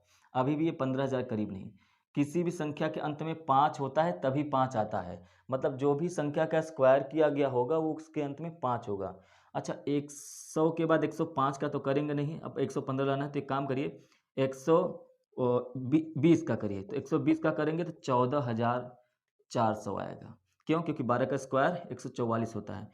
14,000 आ गया। 100% श्योर है कि 15,000 लाना, 14,000 से 15,000 लाना है तो 125, इसके बाद 120 के बाद वही संख्या आएगी जिसके अंत में 5 होगा 125। तो 125 का ही स्क्वायर आप करके देखेंगे तो 156 25। और वैसे भी आप याद कर लीजिए 125 का जो स्क्वायर होता है 156 25 होता है। काम आएगा आपके सवाल में, ऐसे प्रश्न आएंगे तो 156। अब इसको मैंने बाहर कैसे किया ये भी समझ लीजिए। तो यहाँ पर ये हो गया 125 का स्क्वायर। अच्छा इसमें देखिए आप चाहें तो 156 और 25 बटे में अंक दशमलव को हटाकर 100 कर सकते हैं अंडर रूट में, है ना। अब इसके आगे भी चाहे सॉल्व करना, हालांकि वो आंसर आपका आ गया है वैसे ही। तब देखिए 156 और 25 किसका स्क्वायर होता है 125 का, और ये 10 100 किसका स्क्वायर होता है 10 का, तो इसका होल स्क्वायर कर देंगे। इस स्क्वायर से ये अंडर रूट हट जाएगा तो आ गया 125 बटे 10, और इस 10 को हटा देंगे दशमलव में ऊपर लगा देंगे तो 10 दशमलव में आ जाएगा, और यही है आपका L 12.5 सेंटीमीटर। तो आप चाहे यदि आपको ये याद होता तो डायरेक्ट 12.5 लिख देते आप तो भी कोई दिक्कत नहीं है, चाहे तो आप इतना इसको आगे बढ़ के सॉल्व कर सकते हैं। प्रश्न नंबर 21 के घ में चलते हैं और घ को थोड़ा सा ध्यान से देखते हैं। प्रश्न नंबर घ में कहा है कि बारंबारता बंटन जो दिया गया है इसके आंकड़ों का समांतर माध्य। अच्छा माध्य देखिए दे देखा, चाहे आपको समांतर माध्य बोले चाहे माध्य बोले वो सेम ही होता है। तो यहाँ से आपको P का मान ज्ञात करना। अच्छा दिया क्या क्या है ये देख लेते हैं। तो सबसे पहले आपको, अच्छा यहाँ पे एक बात देखेंगे ध्यान से, तो इस प्रश्न में वर्ग अंतराल नहीं दिया हुआ है, क्लास इंटरवल नहीं दिया है, तो कोई बात नहीं। एक x दे रखा है, x का मतलब xi दे रखा है, f दे रखा है मतलब fi दे रखा है। तो सबसे सरल हो गया, x तो हमको निकालना ही नहीं पड़ा। तो क्या क्या दे रखा है भाई, 5 दिया है, 6 सॉरी 5 है, फिर 15 है, 5 है, 15 है, और 25 35, 25 है, 35 है, और फिर 45 है। और एफ आई कितना दे रखा है 6 है, 4 है, 3 है, और यहाँ पे पी है और ये 2 है। इसी दो ये जो पी लिखा हुआ है इसी का मान निकालना है। तो हमको पता है माध्य बराबर क्या होता है, माध्य बराबर होता है sigma F I X I बटे में सिग्मा एफ आई, है ना। तो अब आप ध्यान से देखिए, एफ आई एक्स आई पाने के लिए दोनों का गुणा करना पड़ेगा। तो यहाँ पे एफ आई एक्स आई लिखेंगे और बनाएंगे। तो 5 में 6 का गुणा करेंगे 30 आएगा, 15 में 4 का गुणा करेंगे 60 आएगा, 25 में 3 का गुणा करेंगे 75 आएगा, 35 में पी का गुणा करेंगे तो 35 गुणे पी मतलब 35 पी आएगा, और 45 में 2 का गुणा करेंगे तो कितना आ जाएगा 90 आ जाएगा। ठीक है। अब आपको ये sigma F I Z I निकालना है। तो sigma F I Z I इसका मान कितना आएगा, तो इसको आप जब जोड़ेंगे तो ये कितना आ जाएगा, ये 90 75 255 प्लस 35 पी, क्योंकि ये पी में है ना तो इसको तो जोड़ नहीं सकते इसलिए प्लस लगाना पड़ेगा। ये क्या आ गया सिग्मा एफ आई एक्स आई, और सिग्मा एफ आई इसको भी जोड़ लेते हैं। तो 6 4 10 3 13 2 15 प्लस पी, ये 15 प्लस पी। अच्छा ये जो है यहाँ से P का मान निकालना है। आपको माध्य भी दे रखा है, माध्य कितना दे रखा है भाई, माध्य आपको दे रखा है 21.5। तो ये हो गया 21.5 के बराबर 255 प्लस 35P बटे में 15 प्लस P। अब आपको इसको करना है सॉल्व। 15 प्लस P को आप उधर क्या करिए मल्टीप्लाई कर दीजिए, तिर्यक गुणा करेंगे ऐसे एक कर देंगे तो 21.5 गुणे 15 प्लस 21.5 पी बराबर 255 प्लस 35 पी। अब पी को एक तरफ कर लेते हैं 21.5 गुणे 15 माइनस ये 255, ये क्या हो गया 255 बराबर, ये जो हो गया इस तरफ आएगा तो 35p पहले से यहाँ था तो माइनस में हो जाएगा 21.5p, क्या हो जाएगा 21.5p हो जाएगा। क्लियर है। तो अब क्या करेंगे, अब आपको इसमें गुणा करना पड़ेगा। अच्छा इसमें गुणा करेंगे तो 15 × 5 = 75 होता है, 7 हो गया, और 15 का 15 7 22 होता है, 2 हो गया, 15 दूना 30, 2 32 हो गया, 3225 माइनस 255 255 घटाएंगे। अच्छा यहाँ पे एक स्थान पे दशमलव लगाए इसलिए एक स्थान पे दशमलव लगाएंगे, बराबर 35 में से 21.5 घटाएंगे तो कितना आएगा 0.5 हो गया। अब यहाँ पर बचा है 4, तो 4 में से गया 3 और 3 में से तो 1 गया 2, 13.5। अब इसको आप घटाएंगे, इसको 255 इसमें से घटाएंगे तो 5.12 में से 5 गया 7, 11 में से 5 गया 6 और 67.5 आ गया बराबर 13.5p। अब यहाँ से आपको p का मान निकालना है, एक स्थान पर दशमलव इधर है, एक स्थान पर दशमलव है, दशमलव दशमलव कट गया तो 675/135 बराबर p। तो इसको आप काट देंगे तो ये 5 बार चला जाएगा तो p बराबर कितना आ गया 5, और यही आपका आंसर है।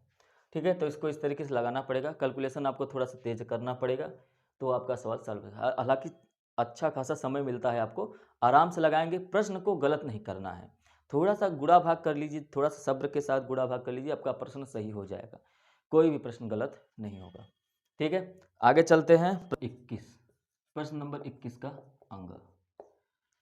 अब यहाँ पे कहा जा रहा है कि वह अनुपात ज्ञात करना है जिसमें बिंदु -3 10 और 6 -8 को मिलाने वाले रेखाखंड बिंदु को -1 6। ऐसा प्रश्न हम लोग कर चुके हैं। हम लोगों ने पढ़ा है रेखाखंड का अंतः विभाजन, जिसमें एक लाइन होता है।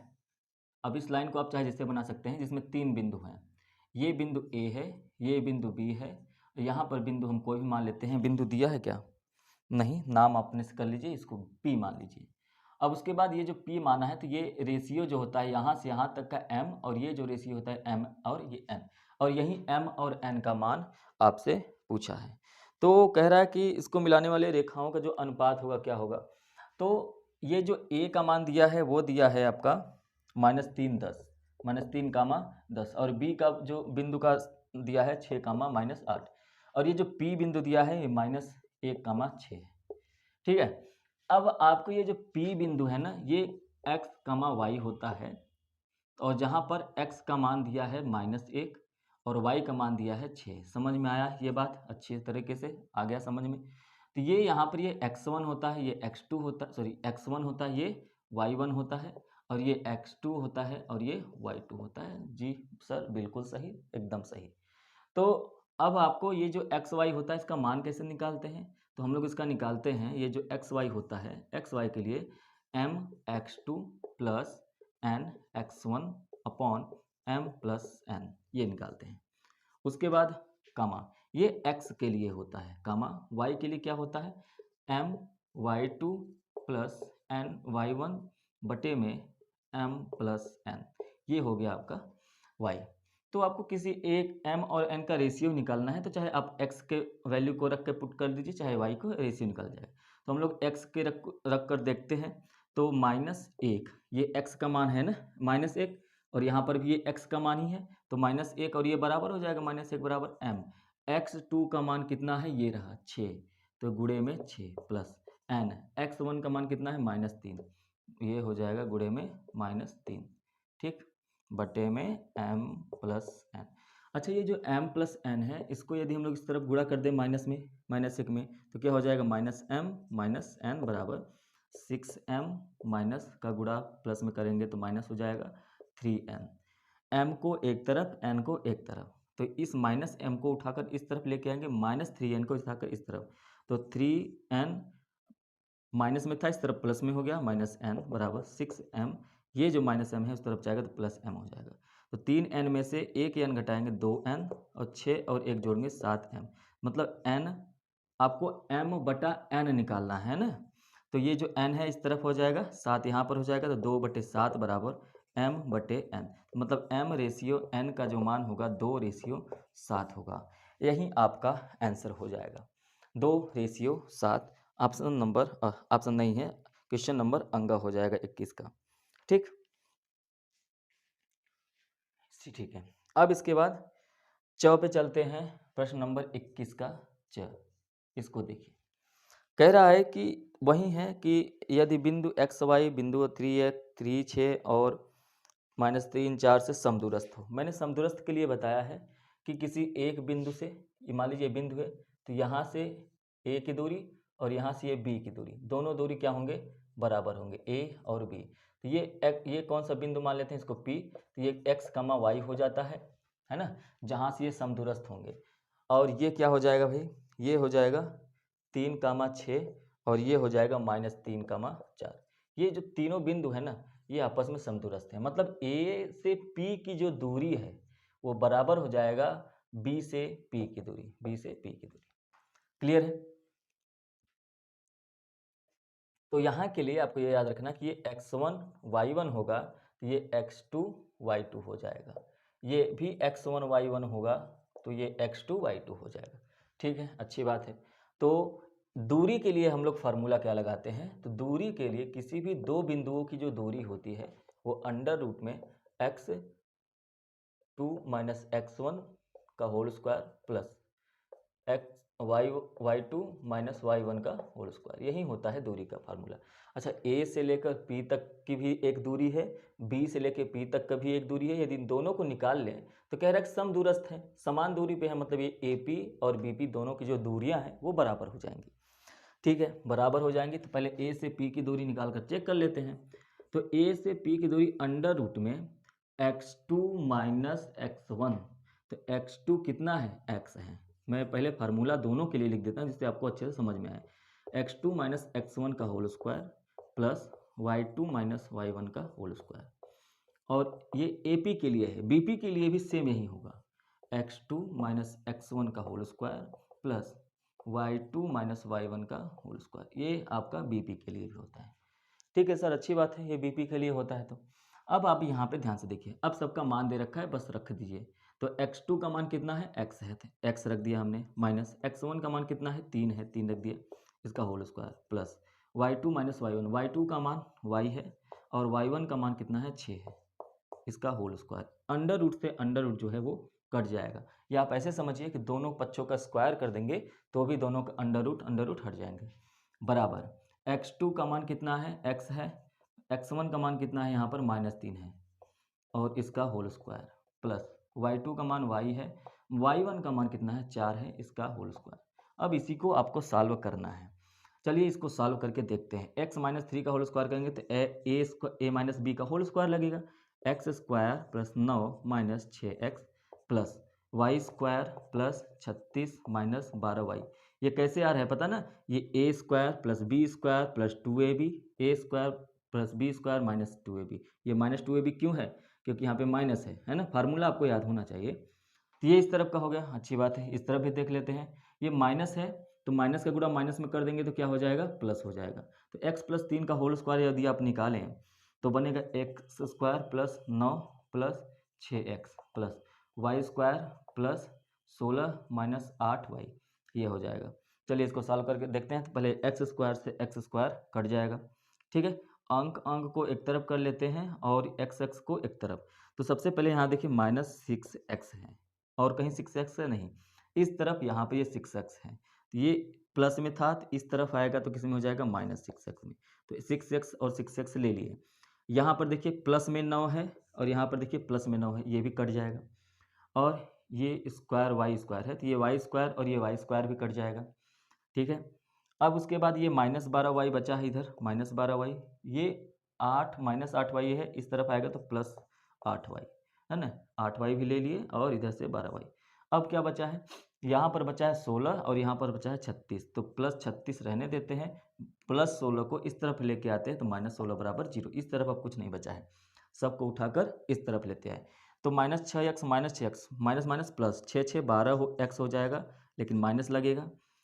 12 और 8 प्लस माइनस माइनस होता है, मतलब 12 में से 8 आप घटा देंगे तो आएगा 4, लेकिन चिन्ह कौन सा लगाएंगे, माइनस का, क्यों, क्योंकि ये बड़ा है, 12 बड़ा है, तो -4y और प्लस 36 में से 16 घटाएंगे तो ये 20 आ जाएगा बराबर 0।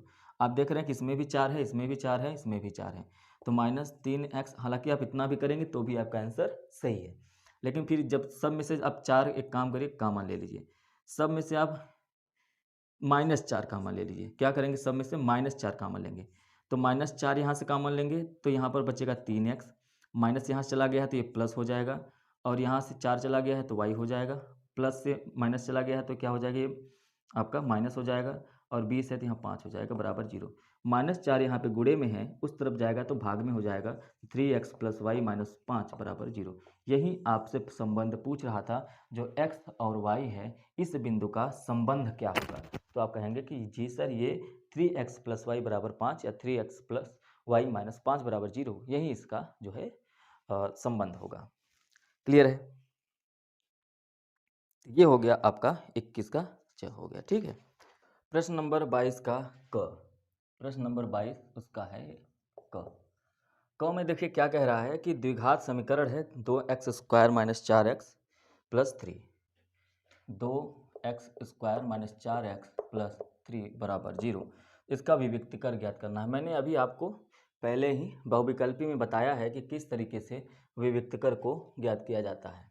तो विविक्तीकर निकालने के लिए आपको पता है, पहले तो ax² + bx + c बराबर 0, जहाँ पर a का मान कितना है, 2 है, b का मान -4 है, और c का मान 3। क्या पता है ना ये कैसे होता है। a के सामने कौन लिखा है, 2, b के सामने 4 लेकिन माइनस में है तो -4, c के सामने कौन लिखा है, 3, इसलिए c का मान 3 हो गया। अब विविक्तकर का मतलब होता है, विविक्तकर, विविक्तकर का मतलब होता है d, और d बराबर होता है b² - 4ac। और मैंने अभी आपको जस्ट बताया कि इसके मूलों की प्रकृति कैसे ज्ञात करते हैं। मूलों की जो प्रकृति ज्ञात करना होता है, उसमें आपको क्या करना होता है कि d का मान देखिए 0 आया है। यदि d का मान 0 है तो आपकी जो मूलों की प्रकृति होगी वो बिल्कुल बराबर होगी, और उसके साथ साथ वो वास्तविक होगा।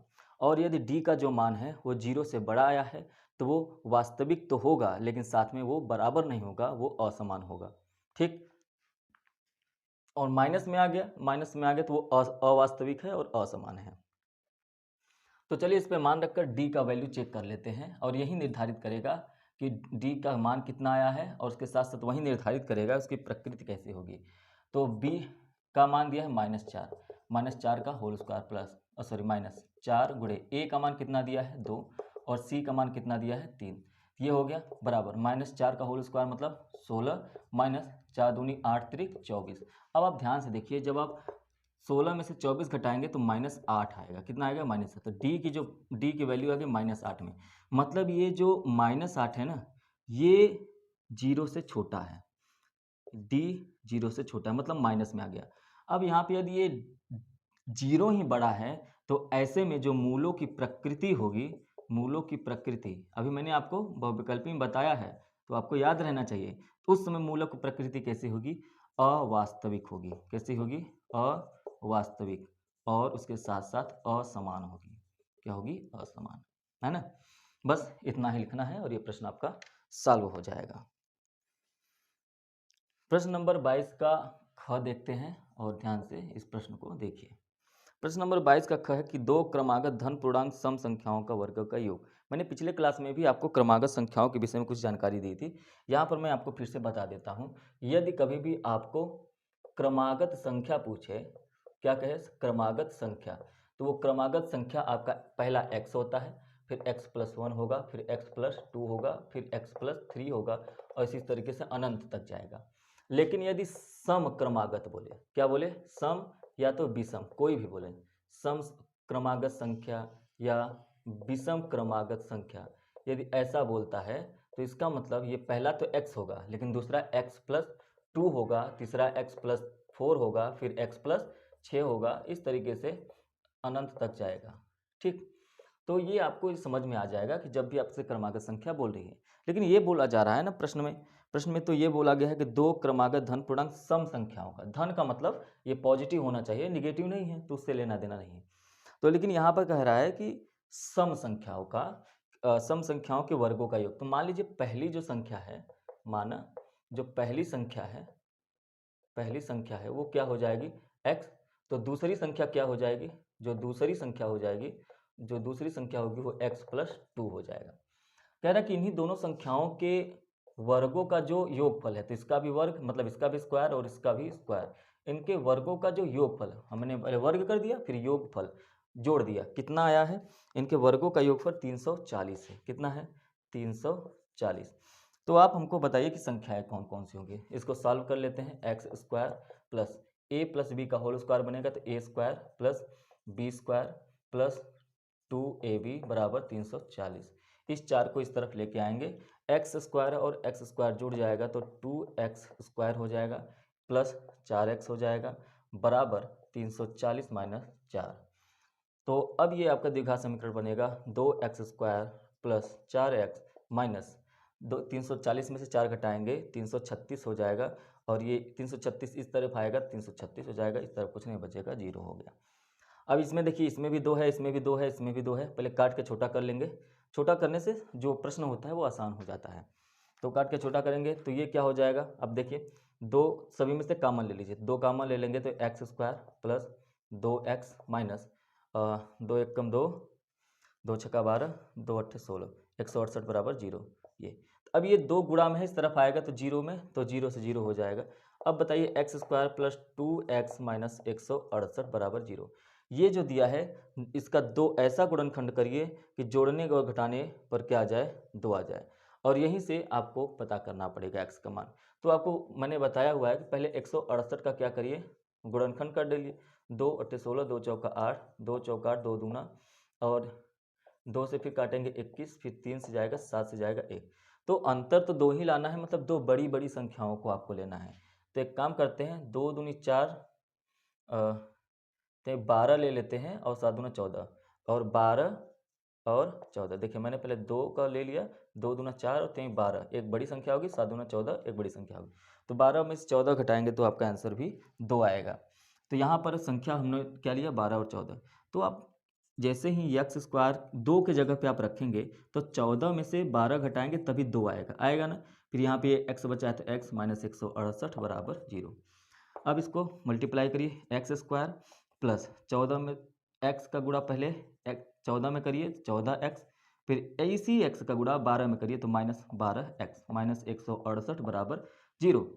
अब इसके बाद इस दोनों का पेयर का आप कॉमन लेंगे, तो ये यहाँ से x कॉमन लेंगे तो x प्लस 14 बनेगा, और यहाँ से आप माइनस 12 कॉमन ले लीजिए तो ये भी x प्लस 14 बनेगा बराबर 0। तो एक यहाँ पर देखिए x प्लस 14 दोनों में से कॉमन ले लेंगे तो x प्लस 14 बनेगा, और दूसरा बनेगा x माइनस 12। तो यहाँ पर x प्लस 14 बराबर भी 0 होगा, और x माइनस 12 बराबर भी 0 होगा। तो x बराबर आ जाएगा -14 और x बराबर आ जाएगा 12। तो माइनस में कोई मान नहीं होता है, क्योंकि वो ऋणात्मक बोला नहीं, शुरू में ही बोला है धन पूर्णांक, धन क्रमागत संख्या। तो x बराबर क्या आ गया, 12। तो आपने जो पहली संख्या मानी थी वो क्या है, 12, और दूसरी संख्या 12 प्लस 2, 12 प्लस 2 मतलब 14। तो पहली संख्या आपकी 12 है और दूसरी संख्या आपका क्या है, 14 है। तो इस तरीके से आप इस प्रश्न को बिल्कुल बखूबी आराम से सॉल्व करेंगे। क्लियर है।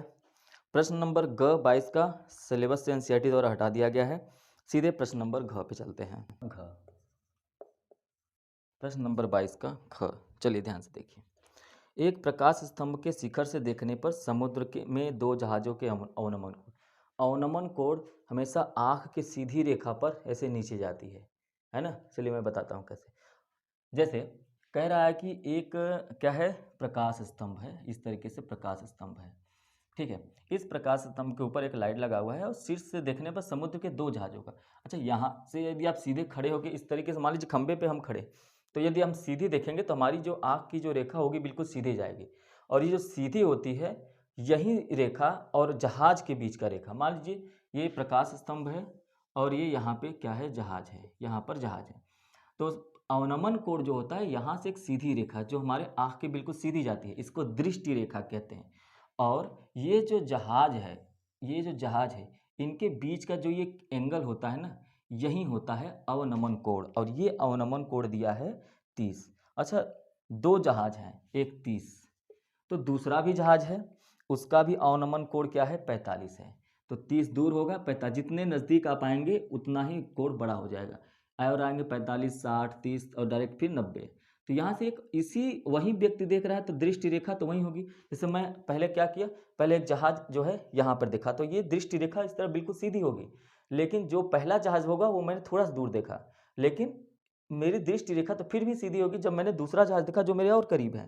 तो इन दोनों के बीच में जब मैं ये पहला जहाज देख रहा था और दृष्टि रेखा वही है, लेकिन अब मैं क्या कर रहा हूँ, दूसरा जहाज देख रहा हूँ। तो अब ध्यान से देखेंगे तो यहाँ पर कौन सा जहाज है, अब यहाँ पे दूसरा जहाज है। अच्छी बात है। तो जब ये वाली दृष्टि रेखा बनी थी तो ये 30 डिग्री बना, अब लेकिन ये यहाँ से, अब ये दृष्टि रेखा यहाँ से यहाँ तक बनेगी और ये कितने का है, 45 डिग्री का है, जो अवनमन कोण दिखाता है। अब यहीं पर आपको थोड़ा सा ज्योमेट्री जानना जरूरी है कि यदि दो समांतर लाइन खींची गए हैं और उस पर एक तिर्यक रेखा कोई काट दी जाती है तो यहाँ बनने वाला कोण, ये कोण दोनों एकांतर कहलाते हैं और ये दोनों कोण बराबर होते हैं। यदि ये थीटा डिग्री है तो ये भी थीटा डिग्री होगा। इसीलिए यहाँ से यहाँ तक 30 डिग्री है तो यहाँ से यहाँ तक भी 30 डिग्री होगा और ये बन जाता है उन्नयन कोण। यहाँ से यहाँ तक 45 है तो यहाँ से यहाँ तक ये भी कितना हो जाएगा, 45 डिग्री हो जाएगा। उम्मीद है कि आपको आज अवनमन और उन्नयन में डिफरेंस समझ में आया होगा। अच्छा, ये प्रकाश स्तंभ की ऊंचाई दे रखा है क्या? नहीं दे रखा है, लेकिन ये कह रहा है कि जो प्रकाश स्तंभ के एक ही और दोनों जहाज हैं, बिल्कुल एक ही और दोनों जहाज हैं और उनके ठीक 50 मीटर की दूरी पर है ना। क्या कह रहा है, एक यदि प्रकाश स्तंभ के एक ही और एक जहाज दूसरे जहाज के ठीक पीछे 50 मीटर दूरी पर, मतलब ये वाला जो जहाज है, इस जहाज के और इस जहाज के बीच का जो अंतर है वो 50 मीटर की डिफरेंस पे है। तो समुद्र तल से प्रकाश स्तंभ की ऊंचाई, यही आपका ऊंचाई पूछा जा रहा है। समुद्र तल यही है क्योंकि जहाज इसी पे तैर रहा है, यही एच का मान पूछा जा रहा है। कोई बात नहीं है, एच हो जाता है, ये ए हो गया, ये बी हो गया, ये सी हो गया, ये डी हो गया। तो सबसे पहले त्रिभुज ए बी डी में, ए बी डी का मतलब यहाँ से ये वाला 45 डिग्री वाला, तो यहाँ से हम लोग मान लेते हैं कि ये डी दूरी यहाँ से यहाँ तक है। आपको याद रखना है कि आपको एच बताना है, डी नहीं। तो इसमें आप करेंगे क्या, आपको पता है tan थीटा बराबर लंब बटे आधार होता है। tan थीटा बराबर क्या होता है, लंब बटे आधार। तो लंब कितना दिया है, h दिया है, आधार कितना दिया है, d दिया है। tan थीटा मतलब tan 45 अंश का मान बराबर h बाई डी। tan 45 अंश का मान 1 हो जाएगा, h बराबर d। अब d का जब इसमें गुणा कर देंगे तो d बराबर क्या हो जाएगा, h। Equation number first. उसी तरीके से अब हम लोग त्रिभुज ए डी और सी में, इस बड़े वाले में चलेंगे। तो त्रिभुज ए डी सी में आप देखेंगे तो tan थीटा बराबर क्या होगा, वही होगा जो अभी हमने कहा, लंब बटे आधार। मतलब लंब कितना है, वही h है, और आधार कितना है आपका, यहाँ से यहाँ तक d और यहाँ से यहाँ तक 50, तो d प्लस 50 ये हो जाएगा आधार। और आपको अच्छी तरीके से पता है इस d का जो मान है वो h है, तो यहीं पे रख देंगे। तो tan कितना हो जाएगा, tan 30 अंश बराबर h बटे h प्लस 50। क्यों, क्योंकि d बराबर h, d बराबर क्या है, h है ना। ये मैंने यहाँ पे रखा है, इसलिए मैंने ब्रैकेट में उसके सामने बता दिया कि मैंने यहाँ h क्यों रखा है। tan 30 अंश का मान होता है 1/√3 बराबर h अपॉन h प्लस 50। इसका गुणा इस तरफ तिर्यक गुणा करेंगे, √3 का इधर, तो h प्लस 50 बराबर h√3 हो जाएगा। ठीक है, तो इस h को इस तरफ लेके आते हैं, या तो इस h को उस तरफ लेके जाते हैं, तो 50 बराबर h√3 माइनस h, दोनों में से h का मान ले लीजिए, तो 50 बराबर h और √3 माइनस 1 ये बना। तो √3 माइनस 1 को इस तरफ भेज देंगे, तो 50 बट्टे में √3 माइनस 1 बराबर h, यही h का मान होगा। लेकिन आप एक काम करिए, यहीं पे परिमेयीकरण कर दीजिए। इसके बाद मैं यहाँ पे लगाता हूँ h बराबर 50 √3 माइनस 1 गुणे, जब माइनस है तो प्लस से गुणा होता है परिमेयीकरण करते समय, तो h बराबर क्या हो जाएगा, 50 गुणे √3 प्लस 1 ब्रैकेट में, और ये जो हो जाएगा 3 माइनस 1 मतलब 2, इससे काट देंगे तो ये 25 आ जाएगा। तो h का जो मान आ जाएगा 25 √3 प्लस 1, यही होगा आपका आंसर। प्रश्न नंबर 22 का अंक देखते हैं। प्रश्न नंबर 22 के अंक में कह रहा है कि आपको माध्य निकालना है। तो आपको फार्मूला तो याद ही होगा, माध्य बराबर क्या होता है, sigma F I into X I बटे में सिग्मा एफ आई। लेकिन यहाँ पर आप ध्यान से देखेंगे तो कह रहा है प्राप्तांक, उसके बाद 5 से कम दिया है, 10 से कम। तो जब ऐसे दे 5 से कम, 10 से कम, तो 5 से कम इसका मतलब है 0 से 5। फिर कह रहा है 10 से कम, तो इसका मतलब क्या हो जाएगा, इस 5 से शुरू करेंगे, 5 से 10, क्योंकि डिफरेंस हमेशा 5 का ही होना चाहिए। फिर कह रहा है 15 से कम, मतलब क्या कि 10 से 15। तो इसी तरीके से आप आगे बढ़ते जाएंगे। फिर 15 से कितना आ जाएगा, 20 आ जाएगा। फिर 20 से 25, फिर 25 से 30 आएगा। फिर 30 से 35 आएगा, 40 तक जाना है। 35 से फिर 40 आएगा। सबका डिफरेंस देखिए 5। और ये आपका बन गया, क्या बन गया आपका, ये बन गया वर्ग अंतराल। और यहाँ पर ऐसे दिया हुआ है कि 5 से कम, 10 से कम, 15 से कम, है ना। फिर क्या दिया है, 20 से कम, फिर उसके बाद 25 से कम, ध्यान से देखते चलिए। फिर क्या दिया है, 30 से कम, 30 से कम दिया है। फिर क्या दिया है, 35 से कम दिया है, ठीक है, 35 से कम हो गया। फिर क्या दिया है, 40 से कम। देखिए जब इस ऐसे प्रश्न आए तो आपको करना क्या है, सबसे पहले दिया है 5 से कम, तो 0 से प्रारंभ करिए, 5 तक जाइए, 0 से प्रारंभ करके 5। ये हम वर्ग अंतराल बना रहे हैं। हालांकि वर्ग अंतराल बनाएंगे तो आपको आइडिया लग जाएगा किसका, एक्स आई का। फिर उसके बाद 10 से कम करेंगे, तो 10 का कम मतलब ये 5, और ये 5 से 10, अभी 10 हो गया। फिर अगला 15 से कम मतलब 10 से 15 तक। फिर 20 से कम 15 से 20 तक। इसी तरीके से 5-5 के डिफरेंस में आगे बढ़ते चले जाएंगे। क्लियर है, 5-5 के डिफरेंस में आगे बढ़ गए, ये 40 तक हम लोगों ने पहुंचा दिया। तो ये आपका वर्ग अंतराल आ गया। लेकिन यहाँ पर जो विद्यार्थियों की संख्या है, जो आपके प्रश्न में दिया गया है, विद्यार्थियों की संख्या, यहाँ पर आपको एक बात याद रखनी है। यहाँ पर जो मान दिया गया है वो क्या दिया गया है, ध्यान से देखिए। यहाँ पर जो मान दिया गया है वो दिया गया 3, है ना, ये 3 हो गया। ये आपका दिया है 10, ये आपका दिया है 25, फिर 49 है, और फिर 65 है, और उसके बाद क्या है 73, 78, उसके बाद 73 है, फिर 78 है, और फिर 80 है। तो यदि इतना दिया गया है तो आपका ये बस यहाँ पे ध्यान रखना कि ये जो दिया गया है ना, ये एफ आई बिल्कुल नहीं है, ये आपका एफ आई नहीं है। हमको एफ आई निकालना पड़ेगा। ये जो विद्यार्थी की संख्या है, जो बारंबारता है, वो यहाँ पर निकालना पड़ेगा। निकालने का तरीका, जब ये कम दिया रहे, अधिक दिया रहेगा तो जोड़ना है, और कम दिया है तो घटाना है। तो यहाँ पर सबसे पहले एफ आई हम लोग निकालेंगे कैसे, ये जो 3 दिया है तो 3 आप इसको रख दीजिए। ध्यान से देखिए, 3 आपने यहाँ पे रखा। फिर यहाँ पर क्या आएगा, इस 10 में 3 को घटा दीजिए। याद रखिएगा माइनस नहीं करना है ना, 10 में आपको 3 का घटा देना, मतलब इन दोनों का अंतर करना है। जब इसको घटाएंगे 10 में से 3 गया तो कितना आ जाएगा, 7 आ जाएगा। उसी तरीके से 25 में से फिर 10 को घटा देंगे, जब घटाएंगे तो कितना आ जाएगा, 15 आ जाएगा, है ना। फिर उसके बाद 49 में से 25 घटा देंगे तो कितना आ जाएगा, तो आप देखेंगे कि ये आ गया आपका 24 आ गया। फिर उसके बाद कितना घटाएंगे, 49 में से 65 घटाएंगे तो कितना आ जाएगा, 16 आ जाएगा, है ना। फिर उसके बाद ये 73 में से 65 घटाएंगे तो कितना आ जाएगा, 8 आ जाएगा, है ना। और उसके बाद 73 में से 78 घटाएंगे तो कितना आ जाएगा, ये 5 आ जाएगा। और 78 में से 20, मतलब ये घटाएंगे 80 में से 78 तो आ जाएगा 20, 2। तो इस हिसाब से ये जो अभी आपने निकाला ना, ये एफ आई है, ये बारंबारता है। तो इस प्रकार के प्रश्न को ऐसे ही लगाना है। ध्यान से फिर समझिए, पहले जो विद्यार्थियों की संख्या दी गई होगी उसको आपको लिख लेना है, और उसके बाद ये 3 पहले लिख लेना है, फिर उसके बाद घटाते हुए चले जाना है। तो पर इसके बाद नीचे दिया है 10, 10 में से 3 घटा दीजिए, उस 10 के सामने लिखिए। 25 में से 10 घटा दीजिए, उसके सामने लिखिए। फिर उसके बाद 49 को घटाना है, 65 को इसी तरीके से सामने लिख देना है। अब ये आ गया आपका एफ आई, और आपको पता है कि यहाँ पर आपको सिग्मा एफ आई बराबर, इसको आपको जोड़ना पड़ेगा, इसको नहीं जोड़ना है, इस वाले को जो आपका बारंबारता अभी को आया है इसको जोड़ना है।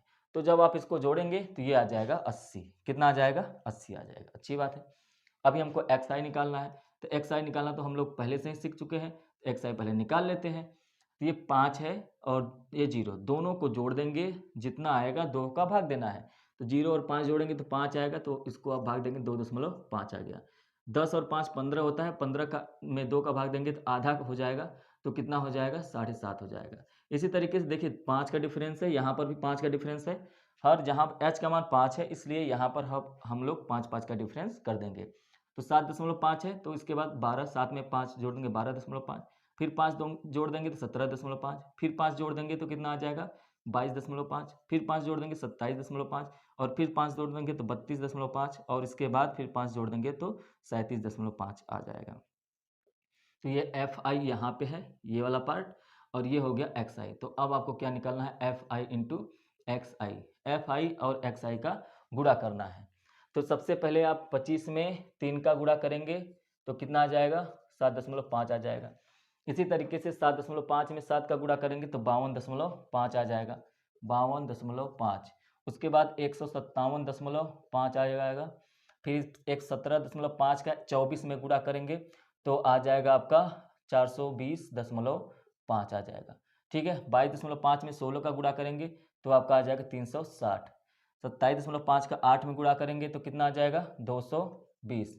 32.5 का 5 में गुणा करेंगे तो ये आ जाएगा अब 162.5, और 37.5 का 2 में गुणा करेंगे तो ये आ जाएगा आपका 75 आ जाएगा। और यहाँ से आपको sigma F I into X I निकालना है, इन सबको जोड़ देना है, इन सबको आप जोड़ेंगे तो 1450 ही आएगा।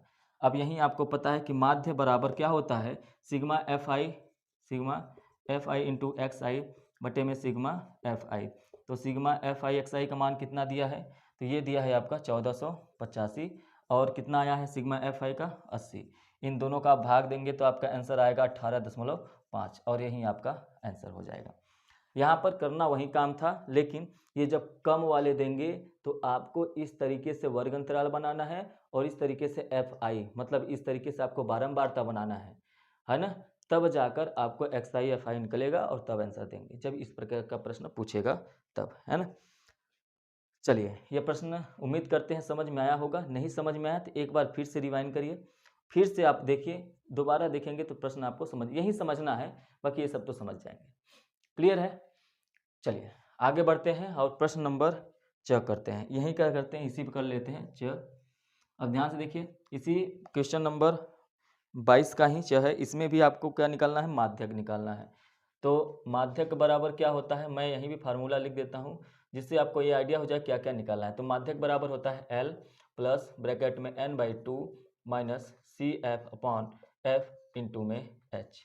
तो आपको इतना सारा काम करना है। तो चलिए देख लेते हैं। वर्ग अंतराल आपको 10 से 25 दिया है, और फिर 25 से 40 दिया है, 40 से 55 दिया है, और उसके बाद 55 से 70 दिया है, और फिर उसके बाद 70 से 85 दिया है। ये आपका वर्ग अंतराल है। और ये यहाँ पर जो एफ आई बारंबारता दे रखा है वो 3, 10, 20 और 13 और 4 दे रखा है। ये हो गया आपका एफ आई बारंबारता। अच्छी बात है, जब ये बारंबारता हो गया तो हम लोगों को अब क्या निकालना है, सी एफ निकालना है। माध्यक जब भी पूछेगा तो आपको सी एफ निकालना ही पड़ता है। सी एफ कैसे निकालते हैं, सी एफ का मतलब क्या, संचयी बारंबारता। आप लोग अपने कॉपी में विधिवत लिखेंगे कि ये आपका क्या है, संख्या है। यहाँ पर क्या दिया गया, बारंबारता है, बारंबारता लिखेंगे, संचयी बारंबारता लिखेंगे। अब संचयी बारंबारता सबसे पहले 3 है तो 3 लिख दीजिए, फिर 10 में जोड़ दीजिए कितना हो जाएगा 13, 13 में जोड़ देंगे तो कितना हो जाएगा 33, 33 में जोड़ देंगे 13 जोड़ देंगे कितना हो जाएगा 46, 46 4 50। ये आपका हो गया सी एफ। अब आपको पता करना है नेक्स्ट काम सिग्मा एफ आई। क्यों पता करना होता है, क्योंकि हमको एन का मान पता करना होता है जो सिग्मा एफ आई के बराबर ही होता है। जोड़ लीजिए, इसको आप जोड़ेंगे तो कितना आएगा 13 4 17 3 20, 20 40 10 50 10 60, सॉरी 50 ही आएगा। तो ये आ गया 50। तो n का मान आ गया है आपका 50। आपको यहाँ पे n/2 करना है, तो n/2 करेंगे मतलब 50/2 कितना आ जाएगा भाई 25। ये जो 25 है किसके किसके बीच में है, ये जो 25 है 13 और 33 के बीच में है। तो सबसे जो पहले जो छोटा वाला है यही आपका हो जाता है क्या, सी एफ हो जाता है, जो सी एफ संचयी बारंबारता हो जाएगा। और इस 33 के यहाँ पर जो एफ आई है ये आपका एफ हो जाता है, और इसी में ये जो माध्यक वर्ग है 40 55, यहाँ पे ये 40 आपका एल हो जाएगा। ये जो 40 है ये आपका क्या हो गया, एल हो गया। लगभग लगभग का एच, 55 में से 40 आप घटा दीजिए, एच का मान निकल आएगा। तो 55 में से आप 40 घटाएंगे तो आपका आएगा 15। तो आप याद रखिए कि एच बराबर आपका कितना आ गया, एच बराबर 15। इसी फार्मूला में रखना है। तो माध्यक बराबर एल का मान कितना आया है, एल का मान कितना है 40 है, प्लस ब्रैकेट में n/2 का मान कितना है 25, माइनस सी एफ का मान कितना है 13, बटे में एफ का मान कितना है 20, और उसके बाद गुणे एच का मान कितना आया है 15। तो सबका मान मैंने रख दिया और यहाँ पे 40 प्लस उसके 25 में से 13 घटाएंगे तो कितना आ जाएगा, 12 आ जाएगा बटे 20 गुणे 15। काट दीजिए, 5 चौका 20, 5 तिया 15 होता है और 4 तिया 12 होता है, 3 त्रिका 9 होता है और 40 प्लस 9 आपका 49 होता है और 49 आंसर आ जाएगा, माध्यक आ जाएगा प्रश्न नंबर 22 के चौका। प्रश्न नंबर 23, प्रश्न नंबर 23 को ध्यान से देखिए। कह रहा है निम्नलिखित समीकरण को हल कीजिए। निम्नलिखित समीकरण को हल कीजिए। 2 है, उसके बाद ब्रैकेट में 2x माइनस 1 है बटे में x प्लस 3 और उसके बाद माइनस 3x प्लस 3 बटे में 2x माइनस 1 और उसके बराबर 5। यहाँ पर पहले मैं आपको एक बात बता दूं, अगर आपसे मैं कहूँ कि x बराबर 5 है तो यदि कहीं पर भी x बराबर 5/1 है, 5 लिखा हुआ है, इसका मतलब 5/1 लिखा हुआ है। इसका मतलब यदि मैं 1/x करना चाहूँ तो मतलब आपने यहाँ पर जो x/1 किया था इसको आपने क्या कर दिया, उल्टा कर दिया 1/x में। इसका मतलब ये भी हुआ कि ये जो आपका 5/1 था ये क्या हो गया, 1/5 हो गया। यहाँ पर मैं आपको एक बात बता दूँ, ये आपको समझ में आया? फिर से आप इसको समझने की कोशिश करिए। जैसे मान लीजिए 2x माइनस 1, यही सवाल पे, सीधे सवाल पे आते हैं। ठीक, तो यहाँ पर देखिए हम मानते हैं, माना कि y बराबर 2x माइनस 1/x प्लस 3 है। तो इसका मतलब यहाँ पे y/1 रहा होगा कि है कि नहीं है, हमेशा होता है। कोई भी संख्या आप लिखते हैं तो संख्या के नीचे हमेशा 1 होता है बटे में। तो यदि यहाँ पे y/1 है तो यदि हम इसको 1/y कर दें तो y/1 का मान 2x माइनस 1/x प्लस 3। तो जब हम लोग 1/y कर देंगे तो आप ध्यान से देखेंगे तो ये जो 2x माइनस 1/x प्लस 3 है तो इसका भी उल्टा हो जाएगा। इसका उल्टा मैंने कर दिया, इसका भी उल्टा हो जाएगा। तो इसका उल्टा हो जाएगा तो कितना हो जाएगा, x प्लस 3 बटे में 2x माइनस 1। ये आपको समझ में आ गया होगा। तो आपको यह ध्यान से दिखाई दे रहा होगा कि इसका मान मैंने y ले लिया और इसका मान मैंने 1/y रख देते हैं, इन्हीं दोनों वैल्यू को 2 और इसका मान हो गया y माइनस 3 गुणे 1/y बराबर 5। 5 को भी इस तरफ लेके आते हैं तो -5 बराबर 0। 2y माइनस 3/y माइनस 5 बराबर 0। y एलसीएम ले लेते हैं, y एलसीएम आप ले लेंगे तो 2y² माइनस 3 माइनस 5y बराबर 0। y का उस तरफ गुणा कर देंगे तो क्या हो जाएगा, 0 हो जाएगा। तो आपका इक्वेशन बन गया 2y² माइनस 5y माइनस 3 बराबर 0। अब यहाँ पर 2 का गुणा 3 में करेंगे 6 हो जाएगा। तो 6 में 6 गुणे 1 करेंगे तो 6 गुणे 1 करेंगे तो आ जाएगा 6 और 6 में से 1 घटा देंगे तो 5 आ जाएगा। ठीक है, तो कर लेते हैं 2y² माइनस 5 की जगह पे हम लोग 6 माइनस 1 लिख सकते हैं क्योंकि 6 में से घटाएंगे 5, फिर y लिखा हुआ है माइनस 3 बराबर 0। अब इसको 2y² minus 6y plus y minus 3 बराबर 0। मैंने y का गुणा 6 में किया 6y, y का गुणा y में किया y, वो माइनस का गुणा 6 में करेंगे तो माइनस लग गया, माइनस का गुणा माइनस में करेंगे तो प्लस हो गया, बराबर इस दोनों से कामन लेंगे। तो यहाँ पर देखिए 2y इसमें भी है, 2y कामन ले लीजिए। 2y जब आपने कामन लिया तो यहाँ पर बचा क्या, क्योंकि ये y² था तो एक y बच गया, फिर ये माइनस हो गया, 2y यहाँ से हट गया तो y बाहर आ गया है, 6 बचा, 6 में से 2 बाहर आ गया तो 3 बचा है ना, क्योंकि 6 का मतलब 2 गुणे 3 होता है। यहाँ पे +1 कामन ले लीजिए तो y माइनस 3 कामन हो जाएगा। तो अब एक चीज़ आप यहाँ पे देखेंगे, आगे चलते हैं इधर से, तो 2y प्लस 1 और दूसरे में y माइनस 3 बराबर 0। अब यहाँ पे किसी पॉजिटिव मान को ले लेंगे क्योंकि 2y प्लस 1 बराबर 0 करेंगे तो 2y बराबर -1 और y बराबर -1/2, ये भी मान आएगा। और y माइनस 3 बराबर यदि आप 0 लेंगे तो y बराबर सीधे क्या आ गया, 3। मतलब जो 2x minus 1 upon x plus 3 का मान है वो कितना आ गया, 3 आ गया। तो इसी y के स्थान पे आप मान रख दीजिए। x के मान बताने हैं, इस x के मान बताने हैं, ना कि ये y का। तो ये अभी y का मान आया है। y बराबर आपने क्या माना था, y बराबर है आपका 2x माइनस 1/x प्लस 3। तो y का मान हम लोग क्या रखेंगे, 3। y का मान आप रखेंगे 3। 3 बराबर 2x माइनस 1 बटे एक्स प्लस 3। तिर्यक गुणा कर लीजिए, इसका गुणा इधर होगा, इसका गुणा यहाँ पे होगा, है ना। तो तिर्यक गुणा करेंगे तो 3 बराबर x प्लस 3, 3x प्लस 3 बराबर 2x माइनस 1। इस 3 का इसमें भी गुणा करेंगे, इस 3 का गुणा इसमें करेंगे, 3x प्लस 9 बराबर 2x माइनस 1। ये हो जाएगा। x को एक तरफ कर लेते हैं तो 3x माइनस 2x बराबर माइनस 1 यहाँ पर था, प्लस 9 उस तरफ जाएगा तो माइनस 9। 3x में से 2x घटाएंगे तो x हो जाएगा, और ये माइनस माइनस प्लस होता है तो 9 1 10 हो जाएगा, लेकिन माइनस में। तो x बराबर 1 का मान क्या आ गया है, -10। तो इस प्रकार से आपका जो आंसर होगा वो हो जाएगा -10। बस इतना ही आप सॉल्व कर देंगे तो आपका आंसर सही हो जाएगा।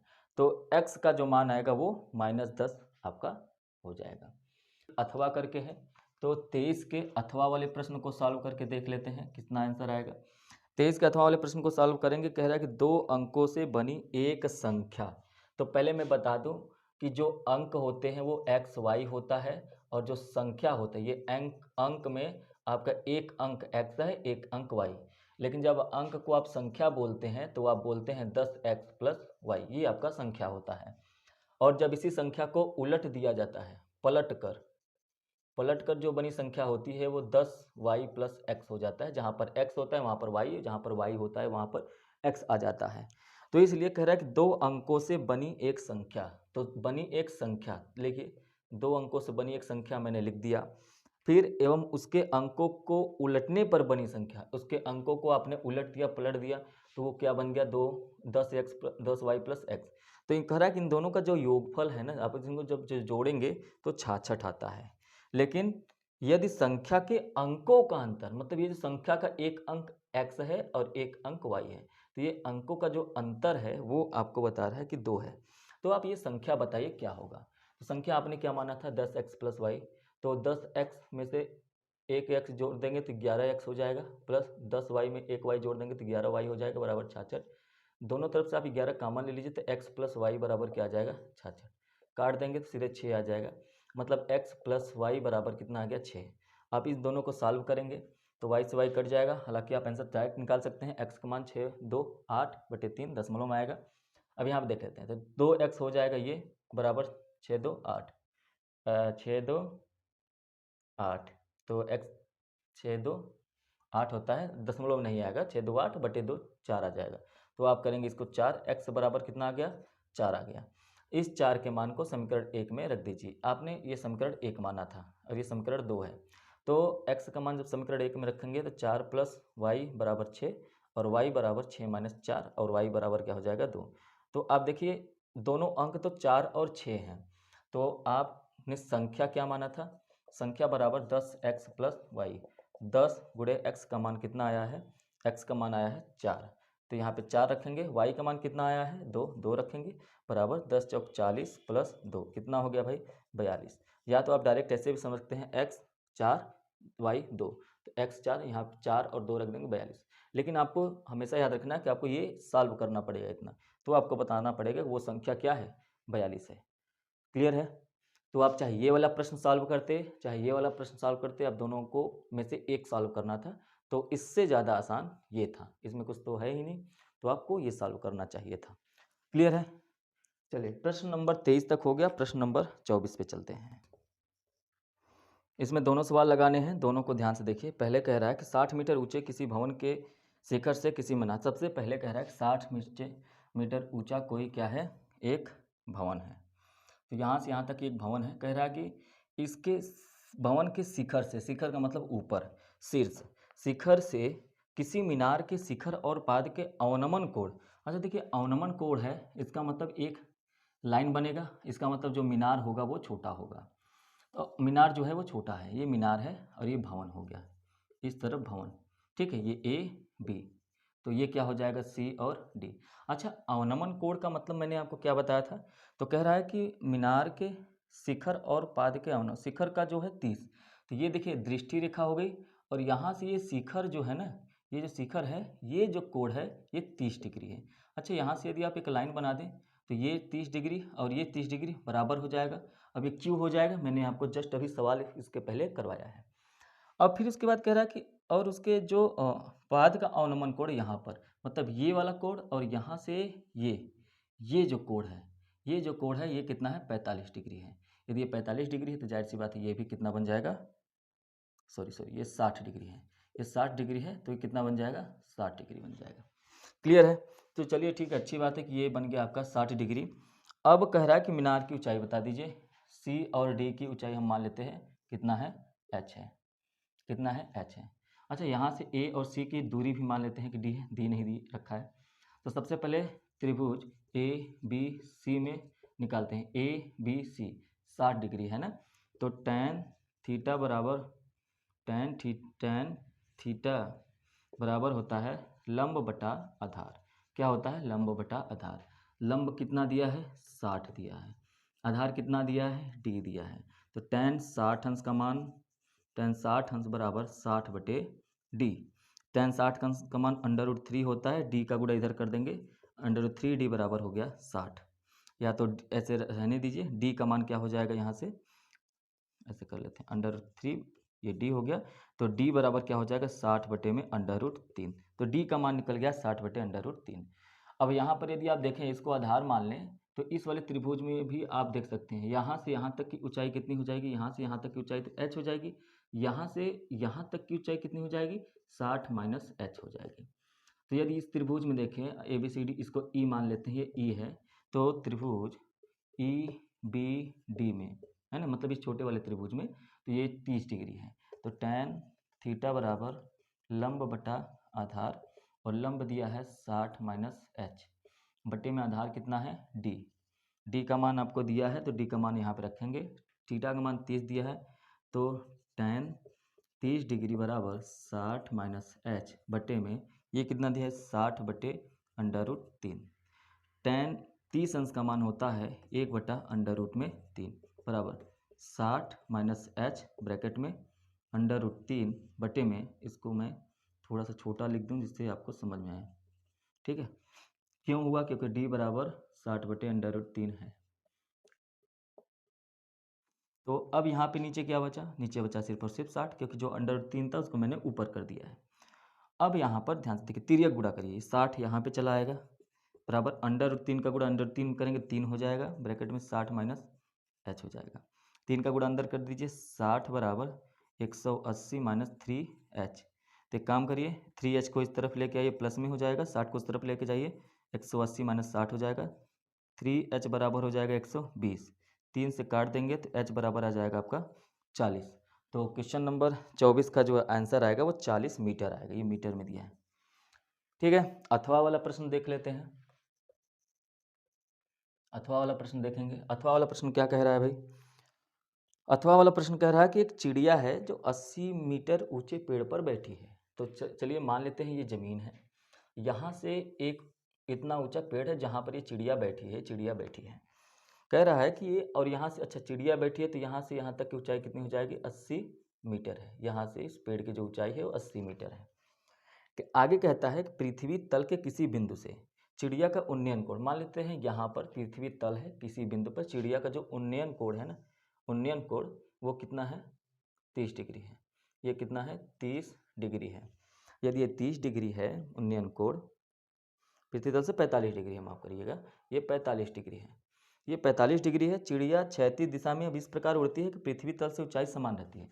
चिड़िया उड़ गई, यहाँ से उड़ते हुए, ये यहाँ से उड़ते हुए जो चिड़िया है वो आगे जाती है, लेकिन ये जो ऊंचाई पृथ्वी तल समान रहती है। तो चिड़िया अब यहाँ पे पहुँच गई। पहले चिड़िया यहाँ पर बैठी थी, अब चिड़िया कहाँ पहुँच गई, यहाँ पर पहुँच गई। अब जैसे चिड़िया वहाँ पर पहुँची है तो कह रहा है कि ऊंचाई तो वही है, मतलब अब भी उसकी ऊंचाई कितनी है, 80 मीटर ही है। अब भी उसकी ऊंचाई यहाँ से यहाँ तक कितनी है, 80 मीटर। लेकिन अब जो है एक चीज़ बदल गया, क्या कि ये जो ऊंचाई समान 2 सेकेंड के बाद यहाँ से यहाँ में आने में लगा जो समय है वो लगा है 2 सेकेंड, और 2 सेकेंड, और हम मान लेते हैं यहाँ से यहाँ तक के बीच की दूरी जो है वो d। अच्छा, यहाँ से यहाँ तक के बीच की दूरी d है, तो यहाँ से A B C D E, यहाँ से यहाँ तक की भी दूरी कितनी हो जाएगी, d हो जाएगी। चलिए अब हम लोग आगे बढ़ते हैं। तो आपको ये बताना है कि चिड़िया का उन्नयन कोण अब 30 हो जाता है, बिंदु वही है लेकिन अब जो उन्नयन कोण है ये अब कितना हो गया 30 डिग्री। अब आपको बताना है कि आप ये बताइए कि जो उसकी चिड़िया है यहाँ पर किसने स्पीड से उड़ी थी। ये कैसे बताएंगे भाई? तो एक काम कर सकते हैं कि स्पीड मतलब चाल बराबर क्या होता है, चाल बराबर दूरी बटा समय होता है, चाल बराबर दूरी बटा समय होता है। तो पहले हम लोग यहाँ से और बी और सी की दूरी निकाल लें, है ना। ये D1 मान लेते हैं तो इसको D2 मान लेते हैं। चलिए सबसे पहले त्रिभुज बी डी सी में, अच्छा त्रिभुज में जो लिख रहा है उसका मतलब समझते हैं ना, मतलब ये लंब मानेंगे और इसको आधार मानेंगे।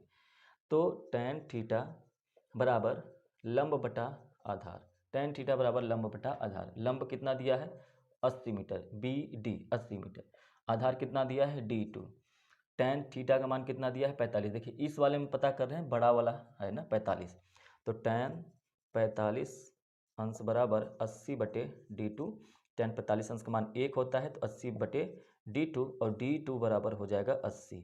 मतलब यहाँ से यहाँ तक की जो दूरी है वो कितना है 80 है। अब इसके बाद दूसरी बात, इस त्रिभुज में देख लेते हैं, इस त्रिभुज में, तो इस त्रिभुज में आप देखेंगे ऊंचाई वही है, तो त्रिभुज AEC में, किसमें AEC में, AEC में, जहाँ पर थीटा कितना है 30 अंश, तो tan 30 अंश बराबर लंब बटा आधार। लंब कितना दिया है, लंब वही है 80 मीटर ही है, आधार कितना है, अब आधार D1 plus D2, D1 plus D2, तो tan 30 अंश का मान 1/√3, 80 है ऊपर, D1 है नीचे और प्लस D2 का जो मान है वो कितना आया है, यहाँ पर देखेंगे तो 80 आया है। तिर्यक गुणा कर देंगे तो D1 प्लस 80 बराबर 80/√3 आएगा। इस 80 को इस तरफ कर दीजिए तो D1 बराबर आ गया 80 कामा में √3 - 1। अंडर 80 इस तरफ आया है तो मैंने दोनों में से 80 कॉमन ले लिया है, कॉमन लेने के बाद √3 - 1 बच गया। ये आ गया D1 का मान, D1 मतलब जो दूरी है। अच्छा यहाँ से इस चिड़िया की जो दूरी है, दूरी निकल के आ गई कितना, दूरी निकल के आ गई 80√3 - 1 मीटर, और ये समय है, कितना समय लगा था 2 सेकेंड का समय लगा। तो यदि हम लोग यहाँ से यहाँ तक की जो दूरी है ये D1, इसमें समय का भाग दे दें तो आपको क्या निकल के चला आएगा, चाल। तो चिड़िया की जो चाल थी काट देंगे, 40 आ जाएगा, 40√3 - 1 मीटर पर सेकेंड। तो ये आपका आंसर हो जाएगा 40√3 - 1 आपका आंसर हो जाएगा। अब इसके बाद क्वेश्चन नंबर 25 जो है वो आपके सिलेबस से दोनों के दोनों कट गए हैं, तो एनसीईआरटी द्वारा हटा दिया गया है, तो उस प्रश्न को हम लोग सॉल्व नहीं करेंगे। उम्मीद करते हैं कि आपको आज का सवाल समझ में आया होगा। एक बार और मैं बता दूं, यदि आपको एक बार में समझ में नहीं आता है तो वीडियो को 2 बार देख सकते हैं, ये वीडियो आपके पास ही हमेशा रहने वाला है। 2 बार देखेंगे तो आपको समझ में आने लगेगा। ऐसा नहीं है कि आप लोग 1 सेट लगाए, 2 सेट लगाए, नहीं समझ में आया तो तीसरे पे न जाए। लगाते रहिए, 1 2 3 4 सेट लगाते रहिए। मैं गारंटी देता हूँ कि 5 सेट के बाद आपको लगने लगेगा कि मेरा मैथ अच्छा है। अगर आपको मैथ से डर लगता है तो प्रैक्टिस करिए, जितना प्रैक्टिस एग्जाम के पहले कर सकते हैं। हाँ, मैं आप लोगों के लिए एक काम कर दे रहा हूँ कि आप लोगों के लिए मैं पूरा जो सिलेबस है एनसीईआरटी का, वो किताब का, मैं उसका पूरा जो निचोड़ है हर एक टॉपिक का रिवीजन के हिसाब से क्या क्या इम्पोर्टेंट है, मैं उसका एक पर्टिकुलर क्लास बनाऊंगा, और जो आपके हर एक क्लास के डिस्क्रिप्शन लिंक में जरूर दिया गया होगा। ठीक है, तो चलिए आशा करते हैं ये आपको पसंद आया होगा, और यदि आपको अच्छा लगे तो आप इसको जितने आपके सहयोगी हैं, साथी हैं, रिश्तेदारों के घर, हर जगह पे कोई ना कोई क्लास 10th में होगा, आप उनको शेयर कर सकते हैं। चैनल को सब्सक्राइब जरूर कर लें, क्योंकि इससे भी ज़्यादा अच्छा वीडियो अभी आने वाला है। ठीक है, तो चैनल को सब्सक्राइब कर लीजिए। चलिए अब हम लोग मिलेंगे सेट 5 में, 2023 के सेट 5 में। ठीक है, thank you, have a nice day.